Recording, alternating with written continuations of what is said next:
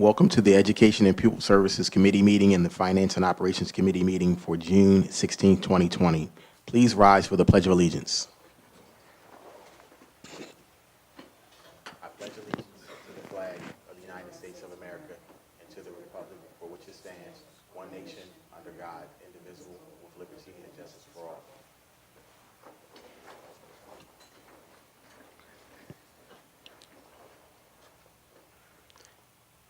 The meeting of the Education and Pupil Services Committee meeting will please come to order.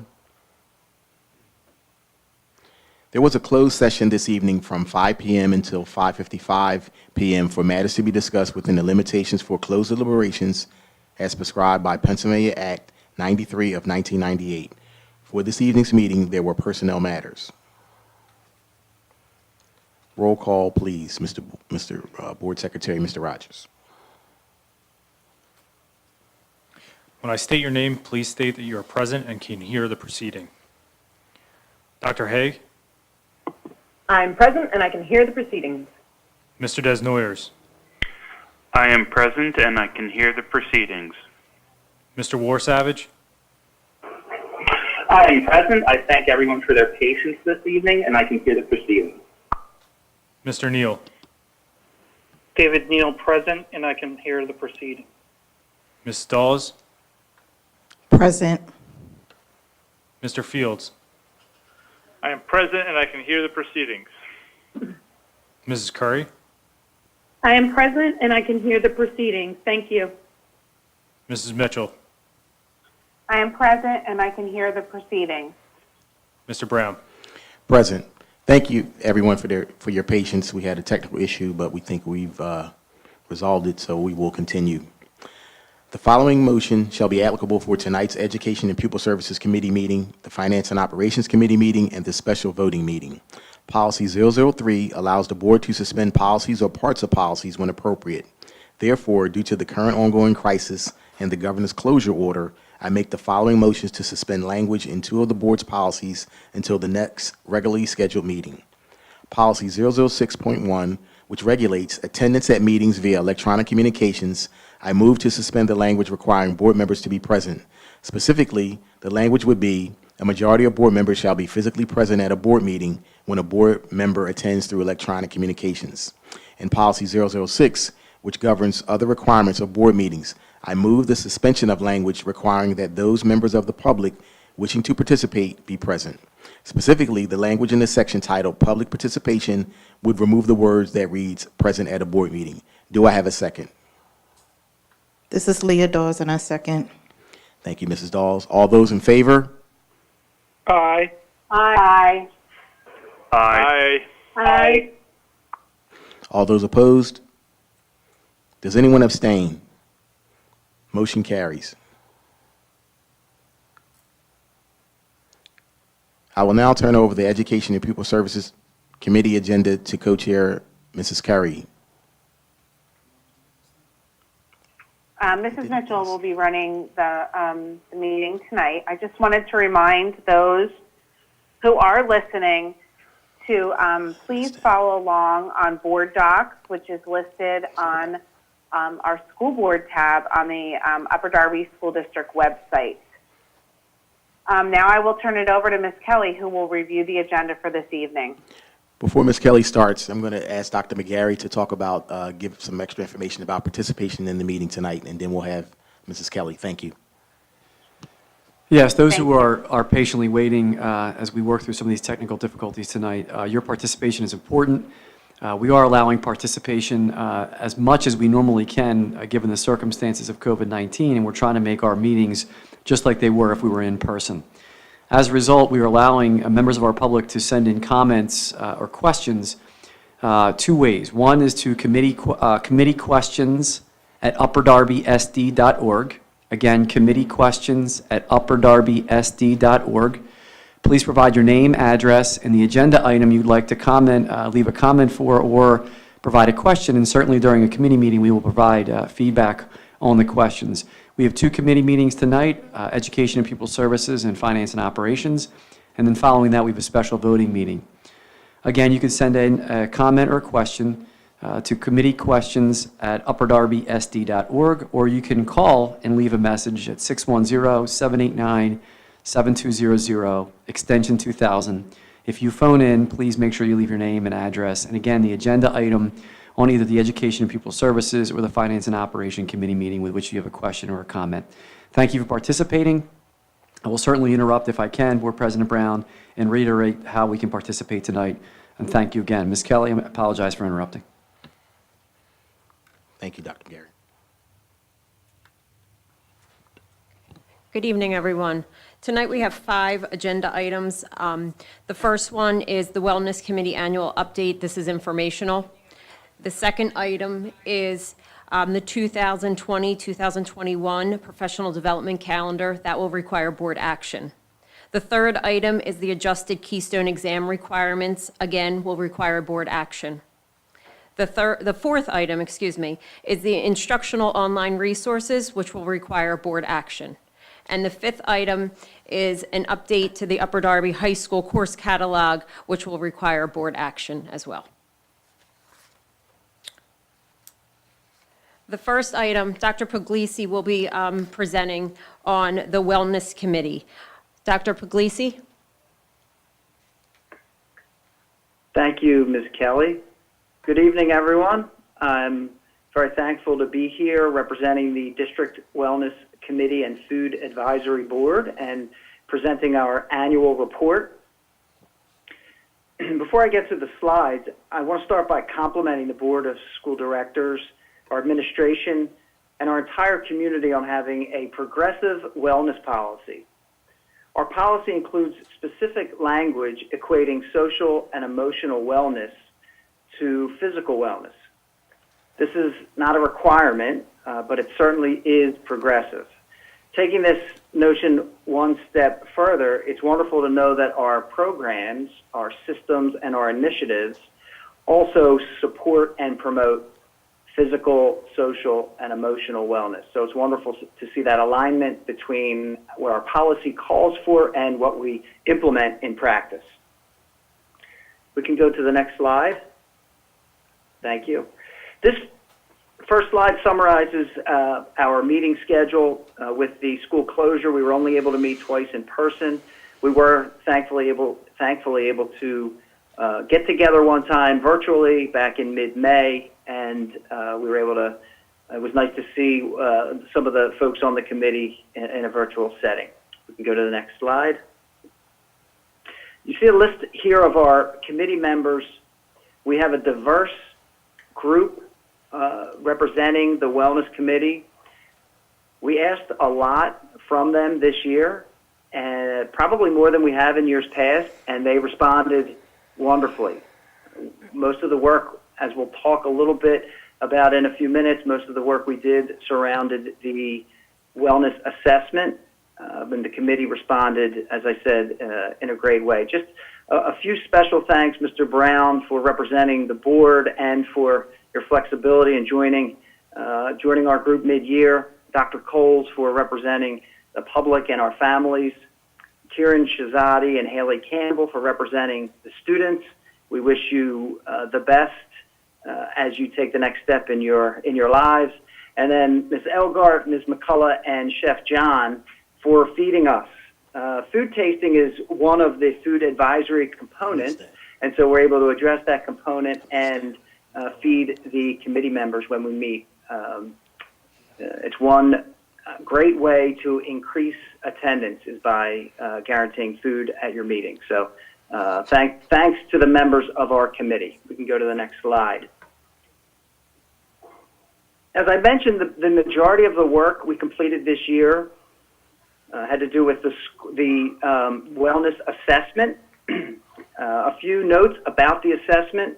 We utilized the document that PDE recommended.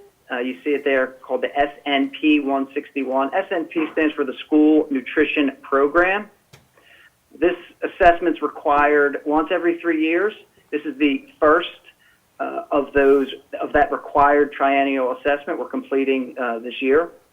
And what the assessment does, generally speaking, we see the 3 components. The assessment measures the extent to which our schools are in compliance with our policy, the extent to which our policy compares to model school wellness policies, and in my opinion, it's better than the other wellness policies because of that social and emotional component. Finally, it includes a description of the progress that we have made and are making in attaining the goals in our policy. We can go to the next slide. Shifting to the food service and the food advisory component, we see here a brief breakdown of what we had completed prior to the school closure. And I want to just acknowledge Ms. Elgart. She's the expert in this area. But as you see here, we do participate in the community eligibility provision in all 14 of our schools. And you see that number, which is amazing. We serve approximately 17,000 meals per day. And in the third bullet, you see some of the exciting menu items that we were able to provide. And some of those were, fortunately, we, the committee, had an opportunity to test prior to providing them in our schools. So that summarizes our food service prior to the shutdown. The next slide. We see some of the details of our food service program after the closure. And just as an aside, many compliments to you as a board and our administration for continuing to implement this program. Certainly a wonderful example of how much we care for our community, recognizing how important this is to our students and their families. So we had 9 locations set up for the grab-and-go breakfast and lunch, and as you see there, we served or distributed approximately 3,000 meals per day going back to March 17th. Next slide, please. The other element of our wellness committee and our wellness policy, I think that makes it really strong, is that we focus on employee wellness. I think as a district, we recognize that when we take care of and support our employees, they then have a better chance to take care of and support our students. And so thankfully we implement wellness initiatives. And I want to give a credit and thanks to Eileen Hirschman for really leading this aspect of our wellness committee. And you see some of the examples of how we have supported our employees throughout the year with biometric screenings, the Maintain Don't Gain competition, and then a number of initiatives in the spring. We can go to the next slide. As we think about finishing the current school year and moving into the next school year, some of the things that we keep in mind are related to the wellness assessment that I mentioned, and as Ms. Kelly or as Ms. Mitchell, I think, mentioned, we did include a copy of the completed wellness on board docs for anyone who would like to review the details. But when we think about the assessment, a couple things that this assessment allowed us to do. One, it allowed us to acknowledge and celebrate what we've accomplished, but it also allows us to look closely at areas where there's room for growth. And so that's one of the things that we as a committee will do. We'll look closely at the assessment, look at the areas where there's room for growth, and begin to set goals moving forward. And then the last 2 bullet points in terms of moving forward, we will continue to implement and hopefully even strengthen our student and staff initiatives, specifically in the areas of physical wellness as well as social and emotional learning throughout the school district. So I very much appreciate the opportunity to share with you the work that our Wellness Committee completed this year. I'm thankful to be a part of this group, this wonderful group of people representing all different stakeholders in our community, and I thank you for your time this evening.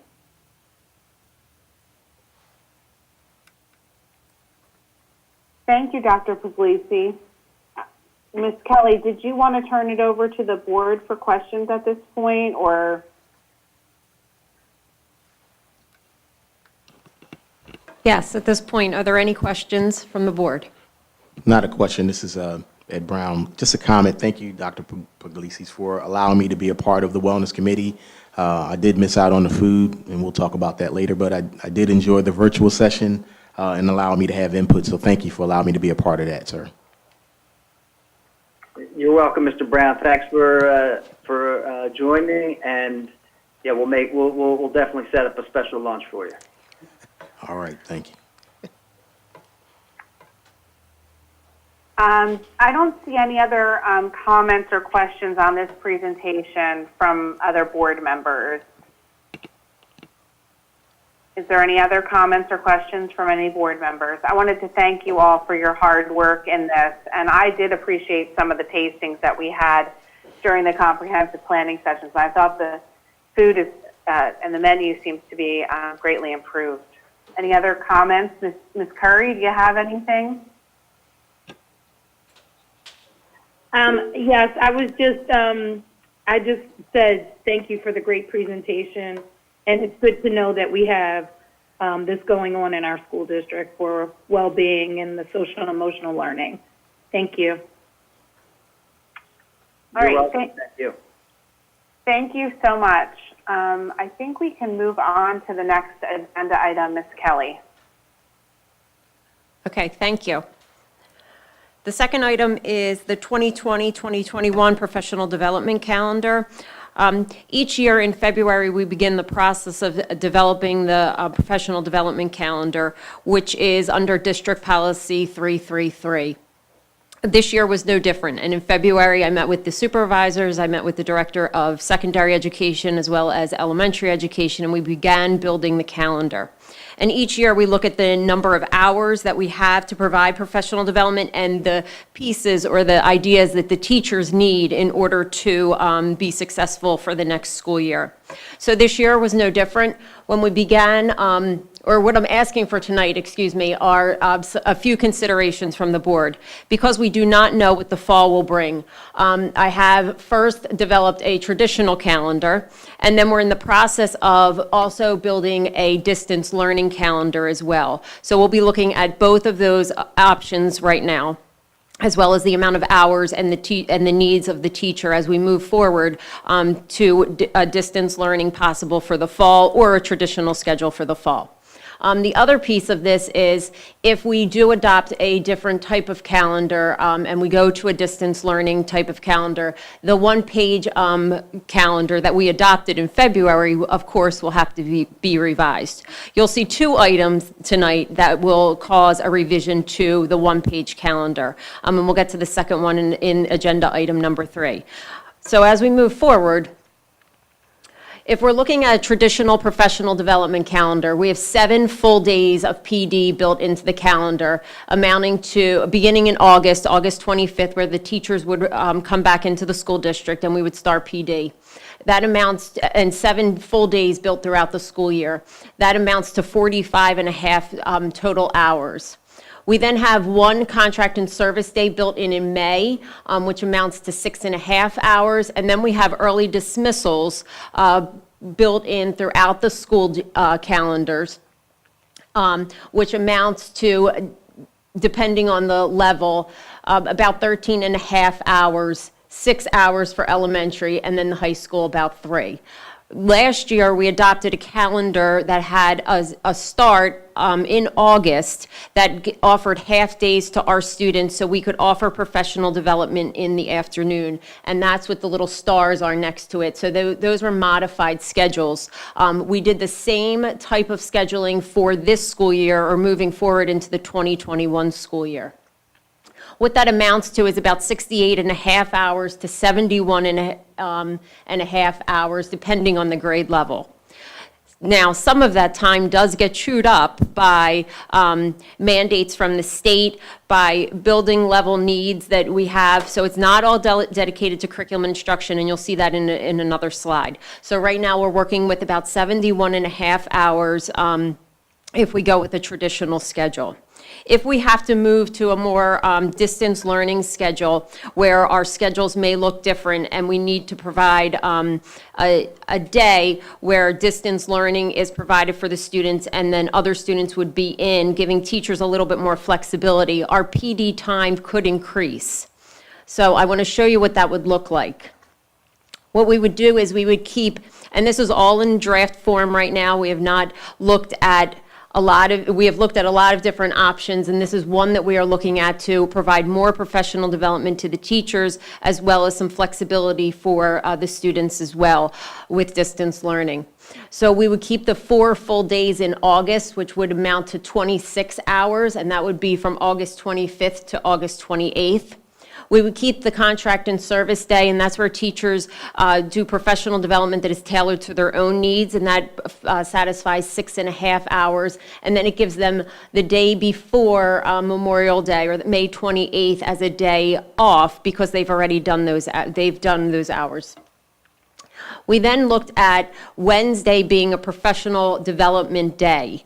So teachers would provide office hours to students during that day if we were looking at a distance learning schedule, followed by professional development in the afternoon. If we totaled up all of the Wednesdays right now that fell into the calendar, they amount to about 37. And that would give us a total of 129.5 planning and professional development type hours, or hours on those Wednesdays right now. That amounts to a significant greater amount of 155.5 hours where teachers could be learning what they need to support students, as well as give students the opportunity to talk to their teachers through office hours and things like that. Again, like I said, this one is in a draft form until we still get more guidance from PDE on how the opening of schools will look. And I know that more information will be coming out about that. So the two items that we're looking at is a distance learning professional development calendar, as well as a traditional calendar. The professional development distance learning calendar would require changes to the one-page calendar. When we're talking about professional development, we're talking about topics in the following areas. We build days for building level plan days, as well as curriculum focused days. Our building level days are focus on teacher evaluation, as well as those mandatory trainings like I discussed for PSSA and Keystone trainings, as well as compliance training. And then we have curriculum-focused days where we focus on the district initiatives. We definitely need to build in more time for technology and learning how to use the technology and supporting our students on those types of platforms right now, through Schoology, Google Meets, all of the different pieces that we're using right now. And we also have 2 new programs being implemented this year. Again, we have an elementary math program where we have to continue providing professional development, and we also have a new ELA program in the middle schools, which also needs ongoing professional development. So going back to the 2 options for that the board would be considering tonight. It would be considering, yes, the adoption of the traditional calendar in compliance with policy 333, but it would also be looking at a distance learning calendar if the district decided to adopt a different type of schedule. It also would require then, of course, the one-page calendar to be revised because of a change in the schedule. So what kind of questions do we have right now? Because I know there's probably a lot. There's a few different things going on right now. Thank you, Mrs. Kelly. Any questions from board members? I remind you to please state your name if you have any questions. This is Ed Brown. I do have a question.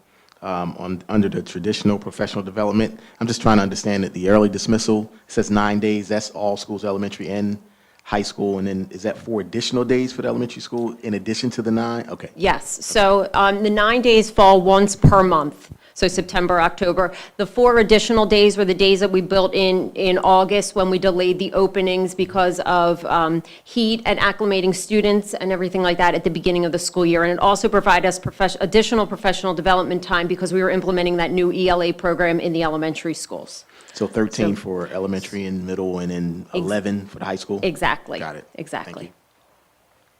And all of these days are already detailed in the approved calendar that we had approved a previous month and posted on the district website, correct, Mrs. Kelly?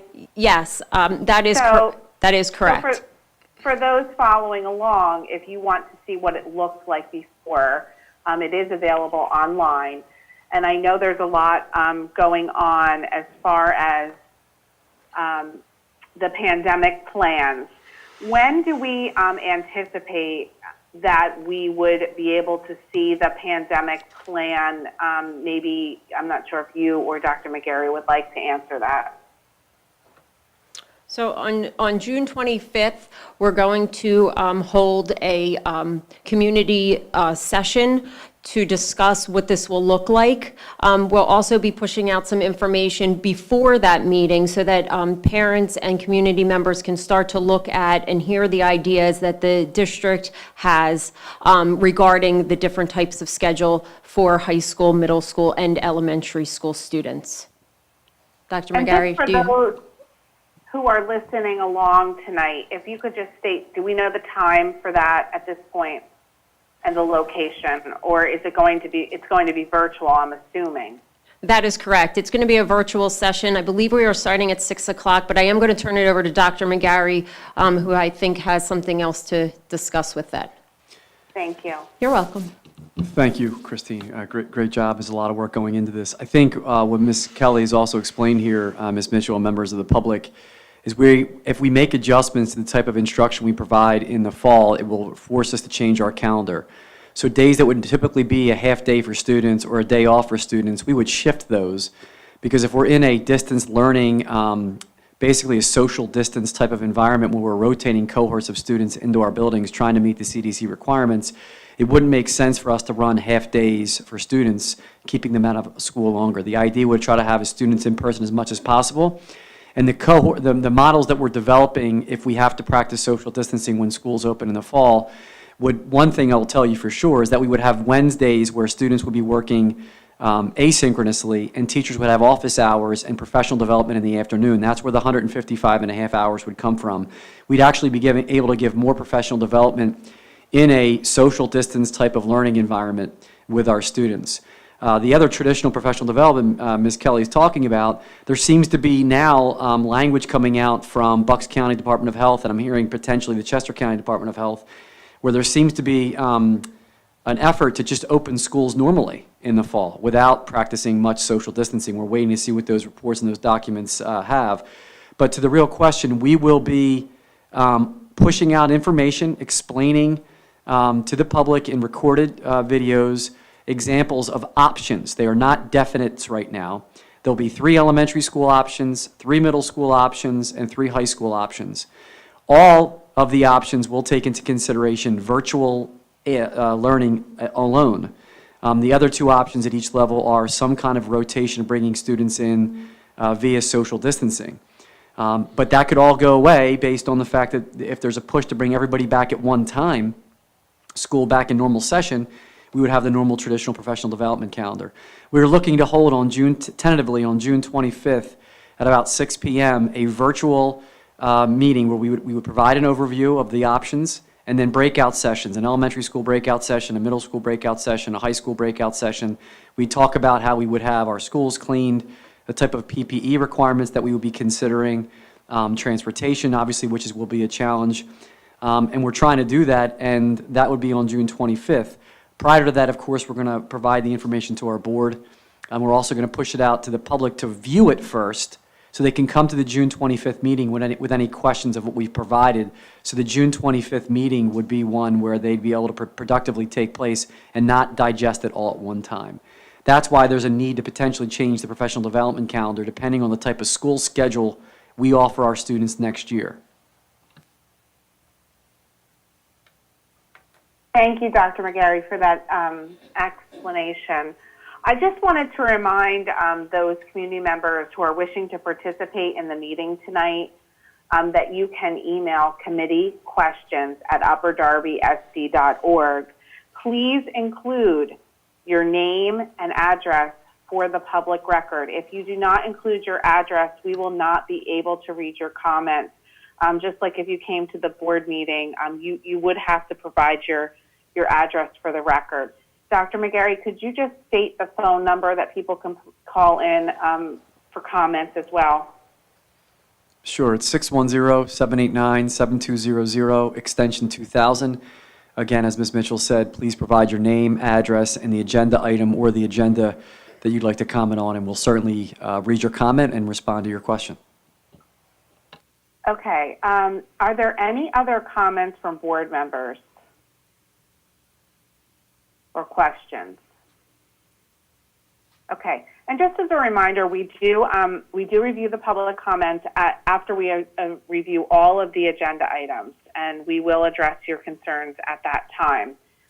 So at this time, I don't see any other comments from board members or questions. So we will move on to the next agenda item.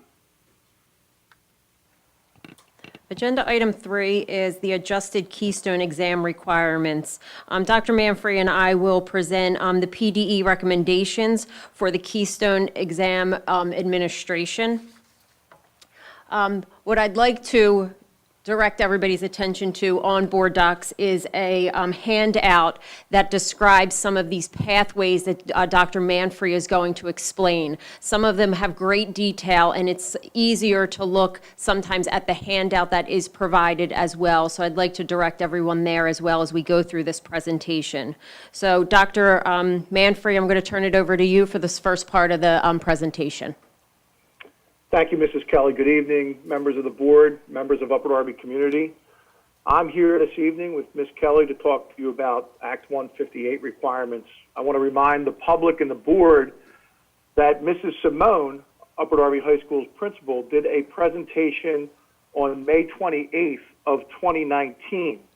And also as a reminder, Act 158 was signed into law on October 24th, 2018. And the law goes into effect for the 2021-2022 school year and will affect our current sophomore class. The reason it is a topic of discussion for this evening is that while the state provided us some relief as far as Keystone testing this past spring due to the pandemic, they've recently come out and indicated that we are still required to test the current cohort who missed the spring Keystone. And we want to comply with that for a couple of reasons. The first being, of course, participation in the Keystone exam affects our school performance profile. The second, and perhaps more important reason, is that the Keystone exam represents 2 of the 5 options that students have towards fulfilling their Act 158 requirements. Option one being Keystone Proficiency Pathway, which means that if students are proficient or advanced on each of the Keystone exams, Algebra 1, Literature, and Biology, they have satisfied their Act 158 requirement for graduation. Option number 2 is the Keystone Composite Pathway.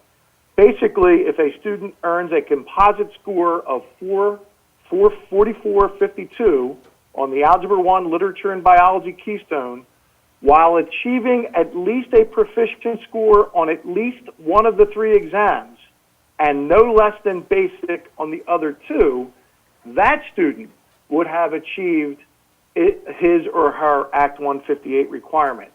So a score of proficient or advanced, and nothing less than basic on the other 2, with a composite score of 44.52. So as a result of our students, this current cohort, which is pretty much the sophomore class, missing the opportunity to take the Keystone this spring semester, we do not want to take these opportunities to fulfill Act 158 away from our students. There are also, just as a quick review, 3 other opportunities for students to achieve Act 158 requirements, the first being the Career and Technical Education Pathway. Actually, these next 3, the first requirement is that the student will meet local requirement for academic content covered by the Keystone exam for all subjects where they did not earn proficiency or Keystone. In other words, if the student is below proficient in Algebra 1, Literature, and Biology, but actually passed the class, then that fulfills one of the 2 obligations under Pathway 3, 4, and 5. So I don't want to get too deep into the weeds with this, but just as an example, passing a core content area class and an attainment of industry-based competency certifications through a CTE program is an example of another pathway. Another pathway would be an alternative assessment pathway, meaning that the student satisfied, basically passed the Keystone area courses but didn't get proficient in those Keystone tests, and also attained, for example, a 3 on an advanced placement course, or a score of 970 on a PSAT, or a score of 1010 on an SAT, or successfully completes a concurrent enrollment course in an academic content area associated with each Keystone exam in which the student did not achieve proficiency. Basically, that's referring to our dual enrollment program. And the final pathway, which is really complicated, is an evidence-based pathway with 2 tiers. You need to achieve one of 4 tiers in the one of 4 options in the first tier, attainment of an established score on alternative assessment, acceptance to another 4-year accredited nonprofit institution of higher education, attainment of industry-recognized credentials, successful completion of a concurrent enrollment or post-secondary course, and then under the second tier, you have to achieve 2 out of 5 possibilities, which is a service learning project completion, proficient or advanced on Keystone exams, letter guaranteeing full-time employment, and internship or compliance with NCAA's core courses for college-bound student athletes. There are 2 other pathways that are not part of the 5 options. Graduation based on IEP team decisions based on academic goals, or a superintendent's waiver for students with extenuating circumstances not to exceed 5% of the senior class total population. As a result of the state not waiving Act 158 for the current cohort, we're asking the board's consideration to have 2 waves of Keystone exams in the winter, which is unusual for us. Normally, we only have 1.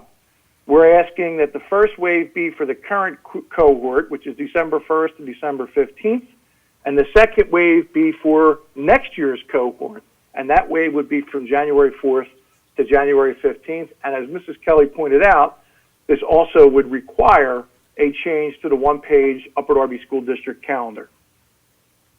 Mrs. Kelly? Thank you, Dr. Manfrey.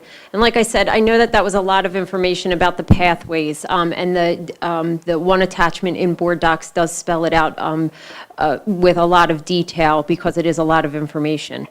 For this presentation, though, we're going to focus on that first and second pathway, which would require us to use or to give the Keystone exam and change the 1-page calendar. So what we're proposing is this. During the winter wave 1, which happens between December 1st and the 15th, to test those students in the cohort that would for the spring of 2020, meaning the students that were in a Keystone-related class, Algebra 1, literature, or bio, in the spring of this year when the school closure occurred. They would be taking the exam from December 1st through December 15th. We would then, which we do have on the calendar already, is wave 2, but that would be open for the students from the fall. So when we reopen in the fall, the students that would take the test that are again in those Keystone-related courses. So the winter wave 2 and the spring wave there's no change there. They're the ones that we usually give. They are already on the district 1-page approved calendar. The change would be what we are asking for the board is to approve having a winter wave 1 session for the spring of 2020 students that would fall in those cohorts that would need this as a graduation path for through pathway 1 or 2. And we're requiring this because PD is asking for board approval when we ask for a new window and to test an entire cohort of students. So again, just in summary, the Keystone exam administration for the makeup window would be for the spring of 2020. It would be during wave 1 in December. And then that would, again, we would be updating that one-page calendar to now include a wave 1 in December. Also, when we're approving this calendar, we do have late starts for the wave 2 when we do, and for the spring wave of testing. So we would have to adjust the start times also for any student during that wave 1 at the high school, just to administer the test to the large number of students that we have taking the exam. Are there any questions at this point? Dr. McGarry? Yeah, I think you just touched on it. I just want to make sure that the board and the public understand that one of the things that we are going to talk about tomorrow, we have a legislative meeting tomorrow morning, and one of the comments that I'd asked our local superintendent group to bring forward is that I think it's unrealistic, given what we went through last year, and then to go into what we're going to this year, to ask Upper Darby School District students who did not have the same level of education in the spring as a result of what was going on, that they had these courses last spring, and now they're going to have to retain this information and take a test again in the winter, coming out of what we came out of. I think it's unrealistic. We didn't stop giving our effort, our kids didn't stop giving their effort, but we're still going to be held accountable for state testing. At some point in time, the real pushback is state testing should go away. We should move in a different direction, and I think it's unrealistic for that to happen. But what you did comment on, I think, is important as well. We are going to provide remediation for students, because students who were in a biology class already, an algebra class already, or an English class that is required for this test, we want to provide them with some remedial support and classes so that they have to take the test, that they're prepared to do so, given that they'll be so far removed potentially from having had the class itself, because it's supposed to be an end-of-course assessment, and because of COVID-19, they were not able to participate at the end of that course. I think it's unrealistic to continue to hold school districts accountable, and we don't even know, we're uncertain as far as what's going to happen, next year if another wave hits and we have to shut down. I think it's unrealistic for people to keep expecting this in this environment, and the pressure that it's putting on school districts and boards to make plan upon plan upon plan to meet these expectations when there's been little to no guidance on a national and local level even about how do you open the schools. I think it's unrealistic. Are there any other questions? I don't see any, Mrs. Kelly. I do want to thank you. This is, I think, very overwhelming for the students. Dr. Haig, did you have any questions? So my question, Dr. McGarry basically addressed it for the most part. I guess I did want to just maybe follow up a tiny bit, and it may just be too hard to answer right now, which is that, what are we going to do to support these students who just have had this massive gap between, first of all, between when the in-person course ended and then when the online portion ended and then when they're going to take this exam. But I'm expecting that you don't necessarily have a whole lot of idea, a whole strong sense of exactly what that's going to look like. But No, we do.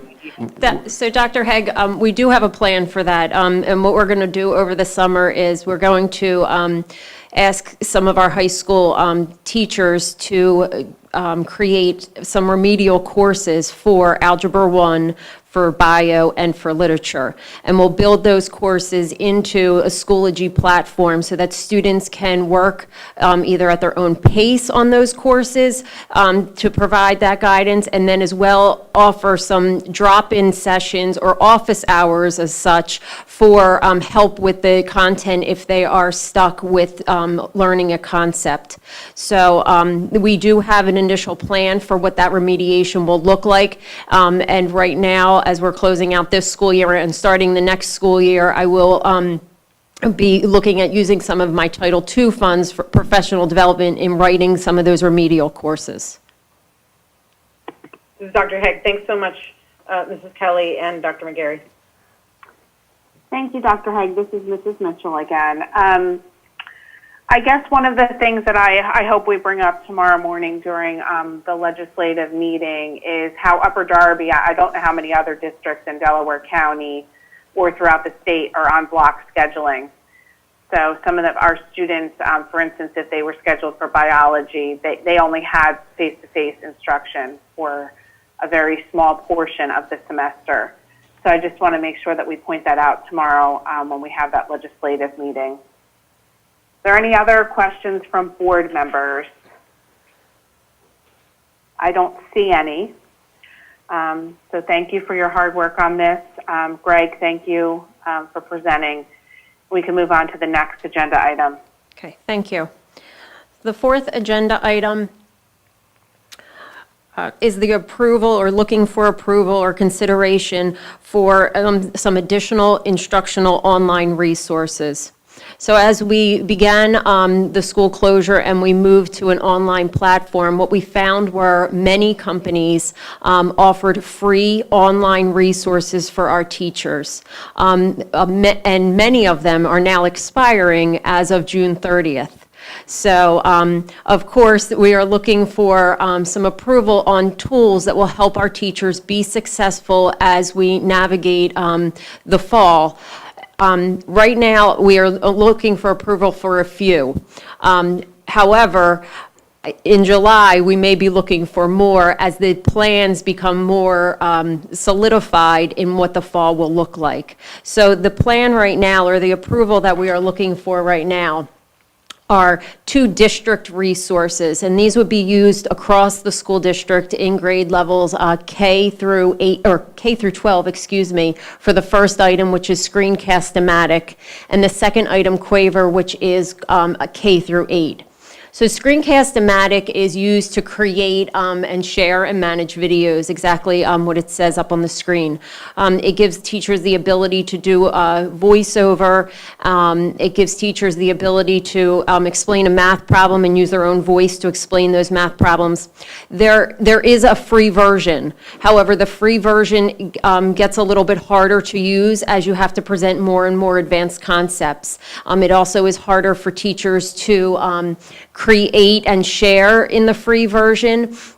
Screencast-O-Matic in the free version does coincide with Schoology and connects to Schoology easily. However, with the paid version, of course, it is much easier to use, and you have a lot more capability with a paid version. With many of the online companies right now, I think they are overwhelmed with the amount of districts that are probably reaching out. So I'm still waiting for an official quote. I thought by tonight I would have the official quote. Right now, it wasn't official, but I was able to put in our demographics and everything else, and the approximate cost for this would be about $15,000. Again, that would cover all of our teachers throughout our school districts, K through 12, to use that tool, and it does coincide with, or it connects very well to Schoology. The second one on this list is Quaver. Quaver is for our general music teachers, and with all of the resources that I'm presenting tonight, the teachers have had a tremendous amount of input. So during our professional development time, teachers were able to complete a survey and ask what resources they would need to feel more successful in the 2021 school year. Quaver was one of those that we received from a number of our elementary music teachers as well as our middle school music teachers. It is a supplemental resource. It provides videos, it provides little clips, it provides small little snippets for students to get their interest involved. It's really like a hook in education to grab the students' interest and to keep them there. Again, we're waiting for the official cost, but if you put in your information, they do give you a quote of some kind, and Kathy Kenya has been working tremendously hard on this. The cost is approximately $10,000 for this, and it is for our general music students. So it'll be used in our related arts classes as well as our wheel courses that happen at the middle school. So they're the first 2 resources that are covering a lot of different students in a number of different grades. The next are focusing really on our secondary schools and primarily the high school. Right now, we do have these textbooks already purchased. However, we do not have the online resources for these textbooks because when you adopt a textbook, you just simply adopt the textbook. The online resource comes with an additional cost. What we are looking to purchase are additional licenses to support the electives in the business departments, and you'll see those on the screen. These would cover the amount of students that have that would be in those classes. I know that Mr. Schwartz has been working with the high school team to make sure that we would have enough licenses for this to move these 3 forward.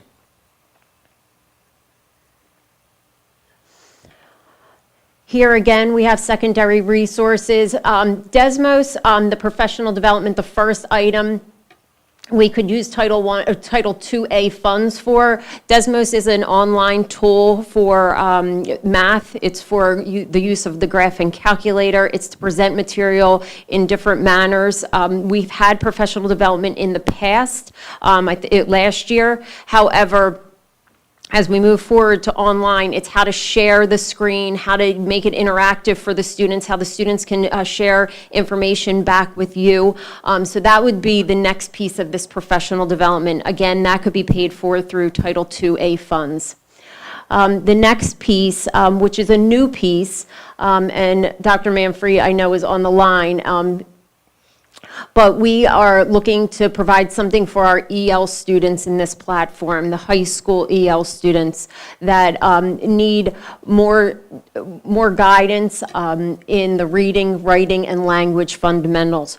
Right now, their course is strictly everything that Dr. Taddy here at the high school knows, and she has a way of teaching students. However, it has been extremely difficult on this online platform to gather what she brings to our district. So she has been working very closely with Ms. Caruso, and they looked at the programs that were there, and they found that this one is the best. Again, the best option for our district. Again, this could be paid for out of Title III funds, so there would be no cost to the district for the EL program for students in 9 through 12. The students in... Mrs. Kelly, may I just add that specifically this program is targeting our newcomer students at the high school, for which the program that you described is Dr. Taddy's program. So this would address the need for a distance learning tool for the newcomers of Upper Darby High School. Sorry to interrupt. That's fine. Thank you. The students in our K through 8 program, there are a lot of other online tools already built into the curriculum. Many of those are newer because of the LEG grant, and we were able to purchase. So we're seeing a lot of the resources coming out of the high school right now, and that would be the reason, if you're questioning that. The last piece is the Accounting One. It's an ebook there also, which would require 60 licenses. Overall, the cost to the district is about $34,000, everything summed up right there. I do know that I have funds that I have not spent yet from my technology and software budget, so I could cover these costs that are here, if approved, using those funds. And 2 of the items, like I said, could be covered out of Title II and Title III funds. So at this point, are there any questions? Mr. Neal? Yes, David Neal. Thank you for the presentation, Ms. Kelly. I have a question regarding the Screencast. If I said that right, I'm sorry. I forget what the Screencast-O-Matic. Right. Is that for all district employees or just teachers? It could be used for all district employees. So when I put in the initial information for the quote, it was for all district employees. Okay, so like our speech therapists, OTs, they can all use it as well. TAs, okay. They could, absolutely. All right, perfect. Thank you. You're welcome. Are there any other questions? This is Dr. Hegg. I just wanted to make a comment about the Screencast-O-Matic that I also leapt into the online teaching world this spring, and on seeing this presentation, checked out Screencast-O-Matic and was really impressed by it, and I think the money is well spent. It is incredible that they have a lot available for free, but from what I saw, it definitely dramatically increases the usability for if you upgrade to the paid service. And so I'm excited for our teachers to have this. And I thank you for making me aware of it, because I may be using it in my classes in the fall. So thank you. Great. Oh, and while I'm at it, I'm excited to see you further use of Desmos, which of course I also love. So thank you. You're welcome. You're welcome. Yeah, Screencast-O-Matic, a few of our math teachers started to venture and use it, and they found it was a little bit better if they started to purchase the online, or to actually purchase it on their own. So when I asked for feedback, that was the piece that I did get. So that is why I'm coming to the board for that request. But it is not just for math. There are many, many uses for it at this point.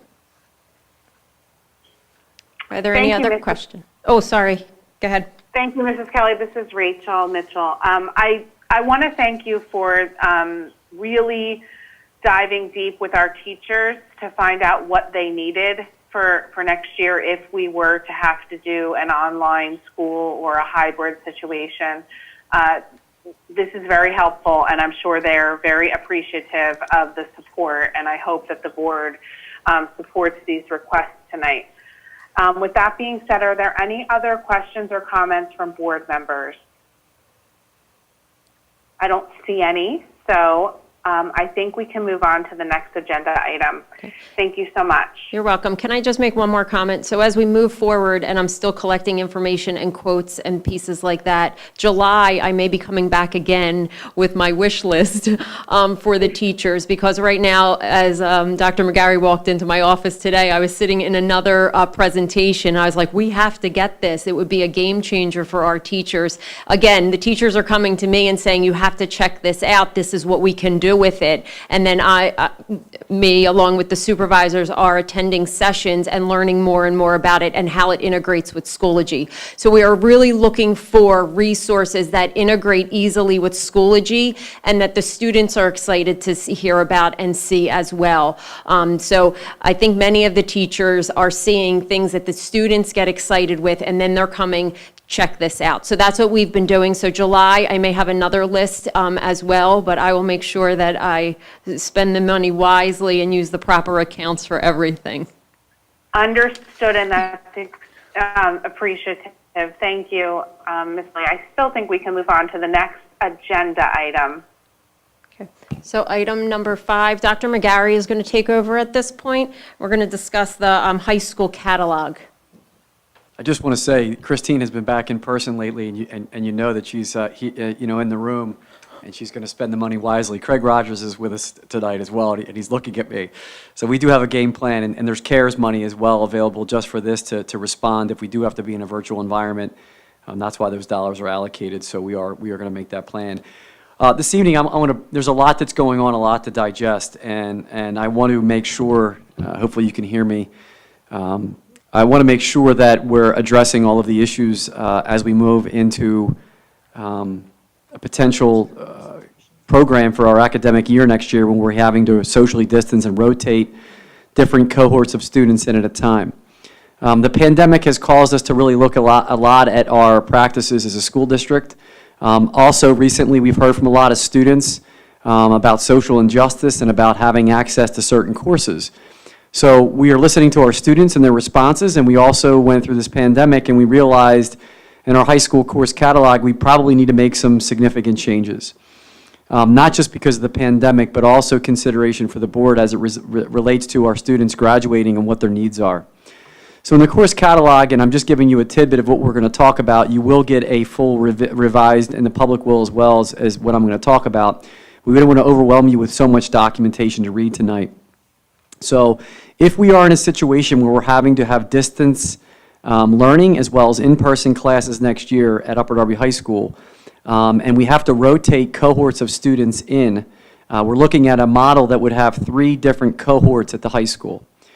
In order to schedule Upper Darby High School the right way, one of the considerations would be that we would unlevel all courses at the high school except for AP courses, but still encourage students who feel that they'd like to try to take an AP course to encourage them that opportunity. But we have found, and through some of the conversations, that by having levels of courses that some students are missing out on opportunities or that there are biases about their ability. So we've had conversations about taking away levels and unleveling courses. A byproduct of that also, if we were to have to social distance in the high school and bring cohorts of students in, it also allows us to bring students in a much more realistic fashion in this, as a result of this pandemic, because having the unleveled classrooms would allow us to schedule the high school easier given cohorts instead of trying to meet every single need of the student, which would be impossible through social distancing. In the course selection guide, we're also going to make some significant inroads that making sure that our students are hitting Chapter 4 state requirements prior to progressing on to other courses, because what this pandemic has also brought up is that in the spring of this past year, there were some students who still needed state requirements to graduate, yet they had taken other courses. So it's our focus first to make sure students have what they need to graduate. That means there are 21 required credits at the state level and specific courses at a state level. So we want to make sure that those students are checking those boxes before they progress into taking other elective opportunities. We also want to make sure that the high school is looking at scheduling classes with a minimum of 25 students so that we can allocate and better make sure the resources are available throughout the school district. Classes will not run below a certain threshold unless my office, the Director of Secondary Education, and the CFO review those courses, because it's an expense to run all courses. It's important that I just reiterate that we're looking to unlevel courses at the high school except for AP, but providing students with an opportunity to take AP and encourage students to take AP. Also, that we would be looking at making sure Chapter 4 requirements are met first, meaning the 4 English classes, the 3 math classes, the required science classes, so that students are on path to graduate before they venture off to take other elective opportunities. We'd still allow that to occur. And then finally, previous years, students were able to take multiple English classes, but the course catalog selected specific English classes that counted for graduation. So what we're now also saying is that any English class that you take can satisfy the 4 English courses for Chapter 4 requirements for graduation. So if a student takes a broadcast journalism class, we're going to allow that to count, or recommending that that can count toward graduation, where in the past that may have not have counted as a graduation requirement. And as a result, it might have been holding students back from taking other courses. So what we're basically saying to you is this pandemic has brought to light a lot of things that we're trying to look at and modify here at the high school. And also, during these very important times, we're hearing our students speak who feel empowered to speak, and rightfully so, that some of the systems that have been in place historically here in the school district as well as other school districts have prevented them from taking certain learning opportunities and being seen on par with other peers. And we feel that maybe moving toward an unleveling program provides students opportunities and access to courses they otherwise may not have had. It also, as a byproduct, allows us to schedule the high school in a more flexible way given social distancing. So we wanted to plant those seeds. This will be a part of the conversation on June 25th. From now until June 25th, we'll provide the board and the public with an updated course catalog for them to review so they can see this information and page through it.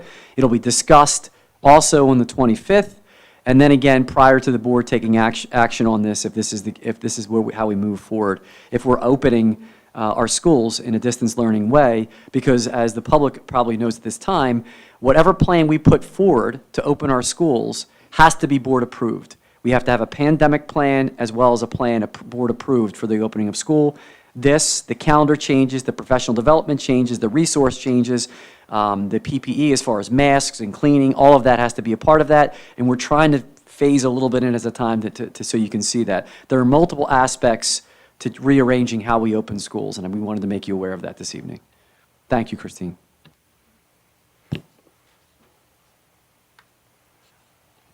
All right, thank you, Dr. McGarry and Ms. Kelly. Are there any questions about this agenda item from board members? Yes, Ms. Kelly, this is Ed Brown. I wanted to, I guess it's really related to the previous one, the tools, all of the different supplements and tools that you went over. Even if we do, we go to green and we go back to school traditionally, all those resources and tools will still have a lot of applicable use with teachers. Is that correct? I just want to make sure the public understands that. Yes, absolutely. So we looked at resources, again, that would coincide or connect to Schoology, which is a learning management system which is used in a regular school day, and would also be helpful if we had to have a snow day even, let's say, that students would have these resources and we wouldn't even have to have snow days anymore. We could just have distance learning. So we did look at keeping that in mind also, that these tools, regardless of what setting we are in, they would be great tools for our teachers to have. Thank you very much. You're welcome. Are there any other questions from board members? This is Mrs. Mitchell. I don't see any. So at this time, we will take public comment that has been sent in via email or phone. And I believe Mrs. Buford will read the comments that came in for the Education and Pupil Services agenda, and Ms. Kelly or Dr. McGarry will be able to respond to any questions. Thank you and good evening. The first comment is from Jim Burrows, who is located at 447 Hampshire Road in Drexel Hill. The comment was received today at 6:51 p.m. via email, and it is regarding item number 2 for the Education and Pupil Services. Comment reads as follows. If you are going to go with remote learning, please, number 1, make sure teachers are using it consistently, schedule classes through calendar, make sure reference links work, worksheets fill in or email. And item number 2 in his email, make sure that Schoology and Parent Access Portal are in sync. Many thanks. End of comment.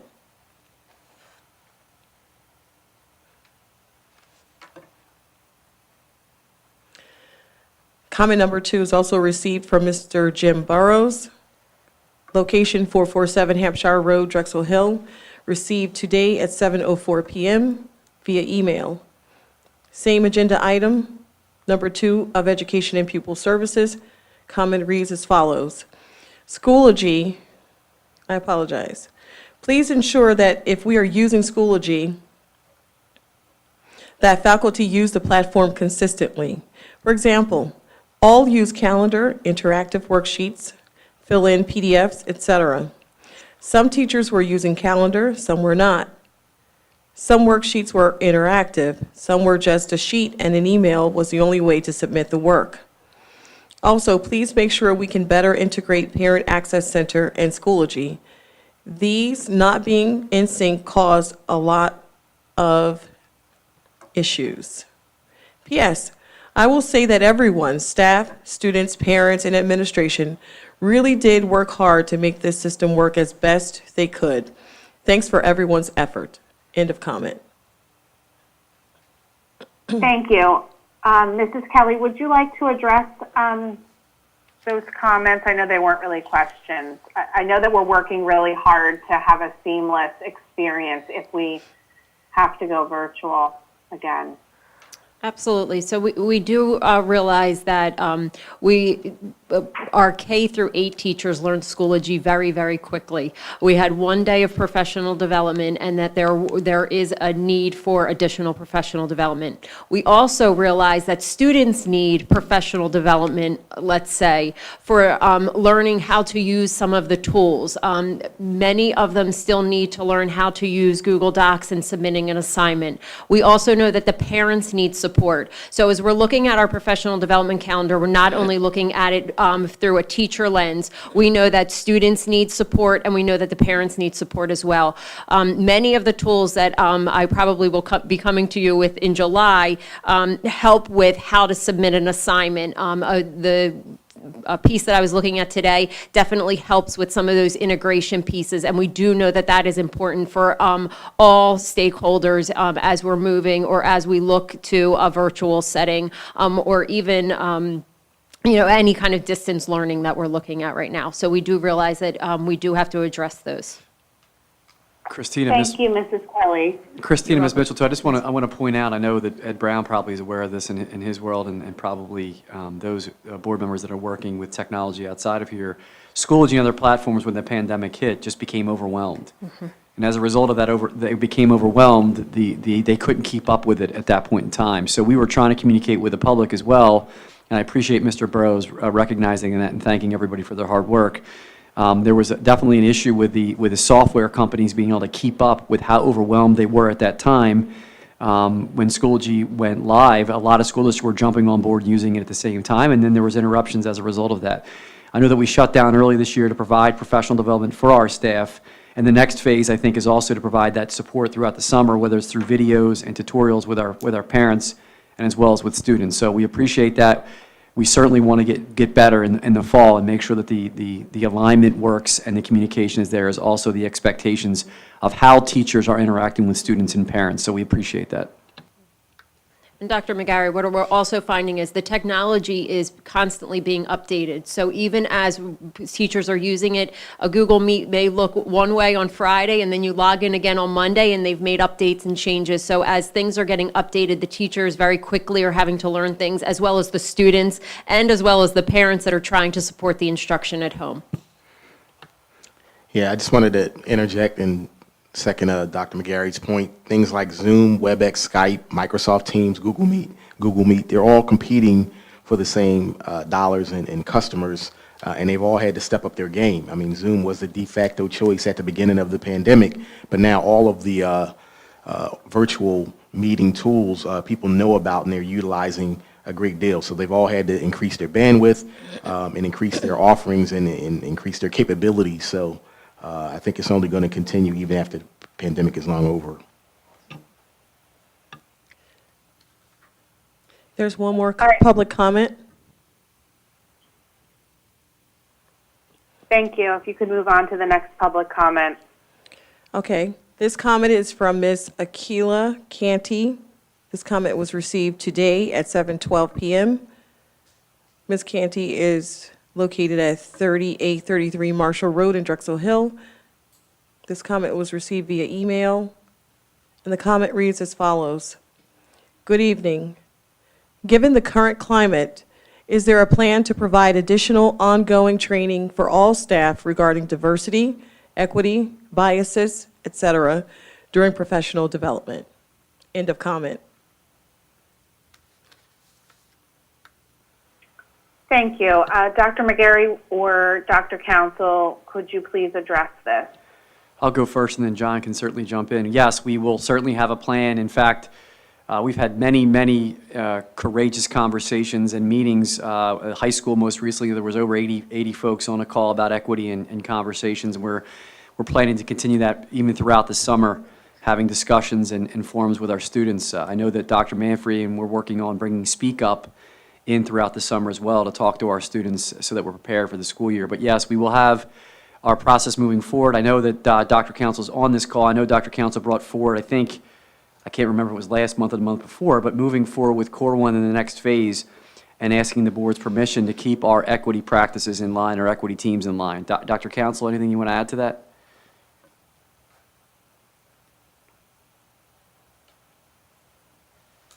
You may be having technical difficulties, but we will definitely have professional development. The professional development is ongoing, and it's happening in the buildings now that we have our equity teams. They take place during faculty meetings, and we will have parent nights and workshops as well, continuing moving forward. And we're moving into the next phase of working with our students. We started this past year, and we'll continue moving forward with our students next year. Yeah, and just for those listening along, we do have our Deep Equity Plan on our website, and we hope that you'll take a look at it and participate when we do have the community conversations. And Ms. Mitchell, the other piece to that too is not only those conversations, but our practices and systems and structures that we have in place. So as we train our staff and we talk about what this means and what this looks like, and their real conversations, yeah, we also are addressing the systems and the structures that we have in place. So one example is disciplining students. I know that's come up a lot lately. We have restorative practices. We started the first round of training last year. Dr. Manfrey and Mr. Salerno have been running those trainings. We're going to continue to run those trainings. It was interrupted because of the pandemic. As a result of the pandemic, a lot of the staff that some of these companies and organizations have shut down, so we weren't able to sustain it the same exact way. But next year, we hope to continue the systems and the structures that we have that change the way that we respond and how we work with our students in our community. So trauma-informed care will continue, our equity will continue, as well as our training on restorative justice and restorative practice. Thank you, Dr. McGarry. Are there any other public comments, Mrs. Buford? There are no more comments for Education and Pupil Services, Ms. Mitchell. Okay, thank you. At this point, we're going to review the agenda. Mrs. Kelly? Thank you, Mrs. Mitchell. The first item was informational. It was an update by Dr. Puglisi on the Wellness Committee. The second item will require board action. It's the 2020-2021 Professional Development Calendar. At this time, I will ask the board if they're willing to move the 2020 Professional Development Calendar forward. Yes. Yes. Yes. Yes. Yes. Yes. Okay, anyone have any concerns about moving this agenda item number 2 forward, the Professional Development Calendar? Okay, hearing none, we can move that forward for board action. Okay, thank you. The third item was the adjusted Keystone exam requirements, which again requires board action. Okay, at this time, are board members comfortable with moving forward the adjusted Keystone exam requirements? Yes. Yes. Yes. Yes. Are there any concerns from board members about moving this forward? Okay, I don't hear any, so I think we're good to move that one forward, agenda item number 3. The next one is agenda item number 4, instructional online resources for board action. Are board members comfortable with moving those forward? Yes. Yes. Yes. Yes. Are there any concerns about moving the instructional online resources forward for board members? Okay, I don't hear any, so I think we can move that forward for board action. And the next item is Upper Darby High School course catalog revisions considerations. I'm not exactly clear what we would be moving forward at this time. Ms. Kelly, could you please? So yes, at this point in time, we will bring that back up for board action and consideration at a board meeting. We were just bringing it up to you, letting you know that it would be a board action item when you'd have more chance to review. We're making sure that the public and the board is aware that it would be a board action item following our June 25th meeting when we review our pandemic plan and reopening schools.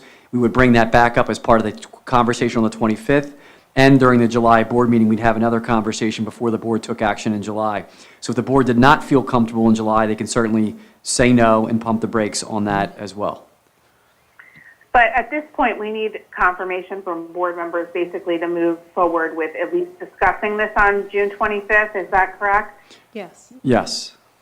Okay, so is everyone comfortable with having a community session on June Yes. 25th to discuss the high school course revision considerations? Yeah. Yes.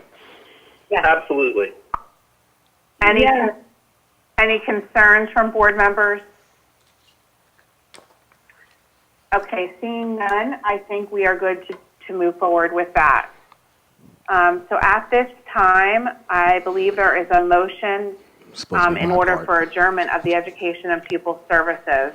Second. Okay, all those in favor? Aye. Aye. Aye. Aye. Aye. Any opposed? Okay, seeing none, meeting adjourned. I know next up will be the Finance and Operations Committee meeting. President We'll give Brown. Mr. Rogers a few minutes to get seated, and thank you, Ms. Kelly, for your Okay. work While tonight. we do that, could we just remind people how to participate in the public for questions on the next agenda item? We'll have Dr. McGarry do that once Mr. Rogers gets seated. All right, great.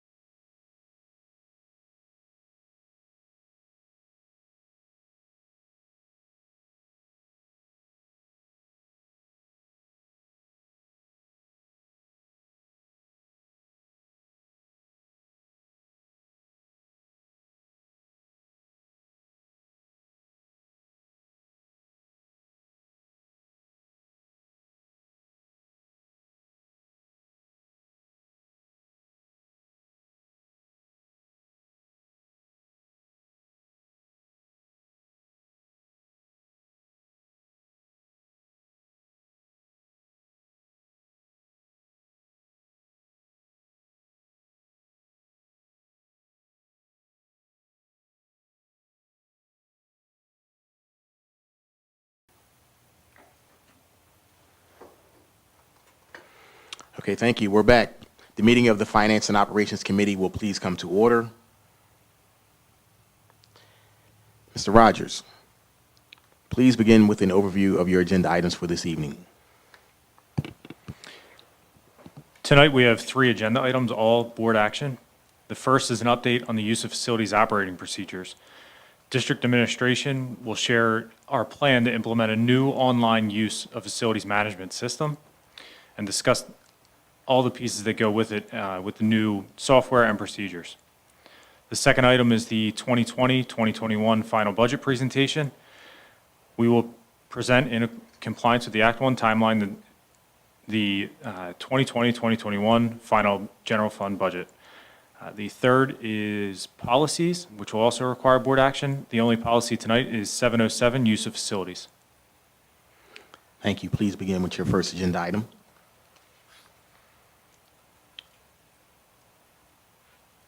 So first up, again, is the update on the use of facilities operating procedures. And at this time, I'm going to hand it over to the District Controller, Marvin Lee.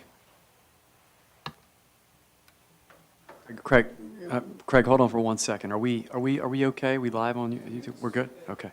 Can I just interrupt and just give a quick update on how we can communicate? I'm sorry, I missed that part. I was supposed to, Ed told me before the break I was supposed to do that, and I fell asleep here. Let me jump back on. No problem, Doctor. I apologize.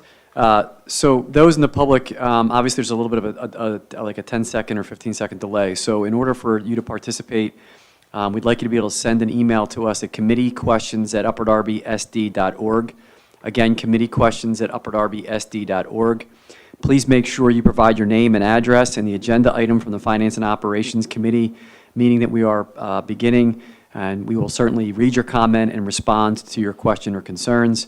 If you would like to phone in, you can phone in at 610-789-7200, extension 2000. Again, please leave your name, address, and the agenda item that you'd like to comment on or provide a question relating to the use of our Finance and Operations Committee agenda. Thank you, and Craig, sorry for interrupting. No problem. No problem. So again, at this time, I'm going to hand the presentation over of the updated use of facilities and operating procedures to our District Controller, Marvin Lee.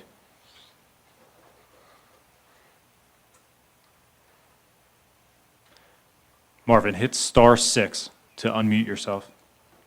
Can you hear me okay? Yes. Okay, great. Good evening, everybody. The school district has been working with the township to take the full ownership of the use of facilities process.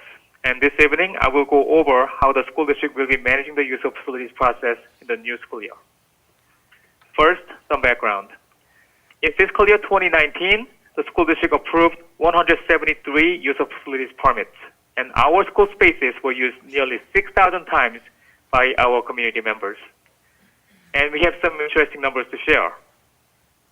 67 unique organizations requested the permit and got approved, and the basketball was the most popular sport played in our schools, followed by soccer and baseball. In fact, 96% of all use of facilities were related to sports. Next slide, please. Why are we changing? The primary reason we are changing is because the school district is taking over the responsibility of the use of facilities. And since we have an opportunity to make the changes, we thought we can bring the best and the greatest option to the community members. So the procurement office and the business office developed an RFP with the following factors in mind. First of all, we wanted to provide a better user experience to the community members. Instead of having to come to the recreation office to make a request on paper, we wanted to provide an intuitive online option to the community members. Second, the internal approval process was handled through paper, but we wanted to build a workflow system within the system to make the process more efficient. Third, we wanted to improve the communication to all parties.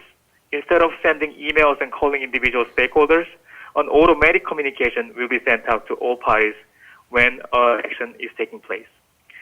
Also, we wanted to capture cost better. While we're capturing the cost in running use of facilities program, the various data points were stored in different locations. We wanted to have the full cost capture data in a single database.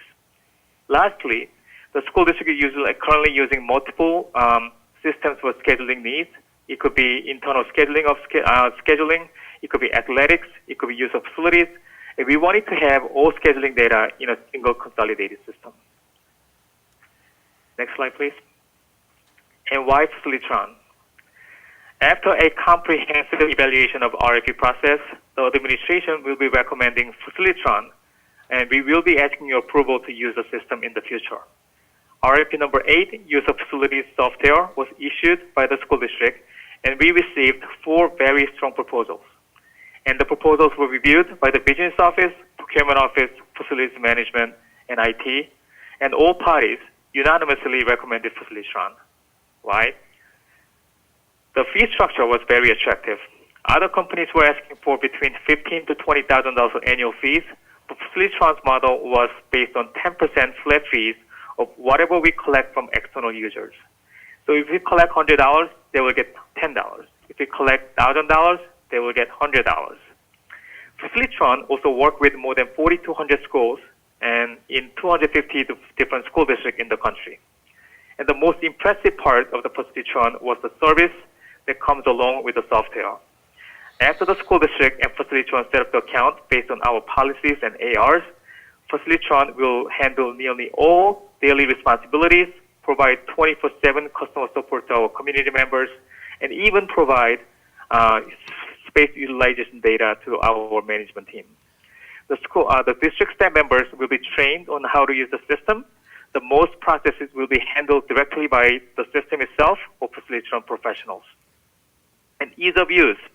The evaluation committee team saw the demonstration of the program, and the user interface was very easy to follow.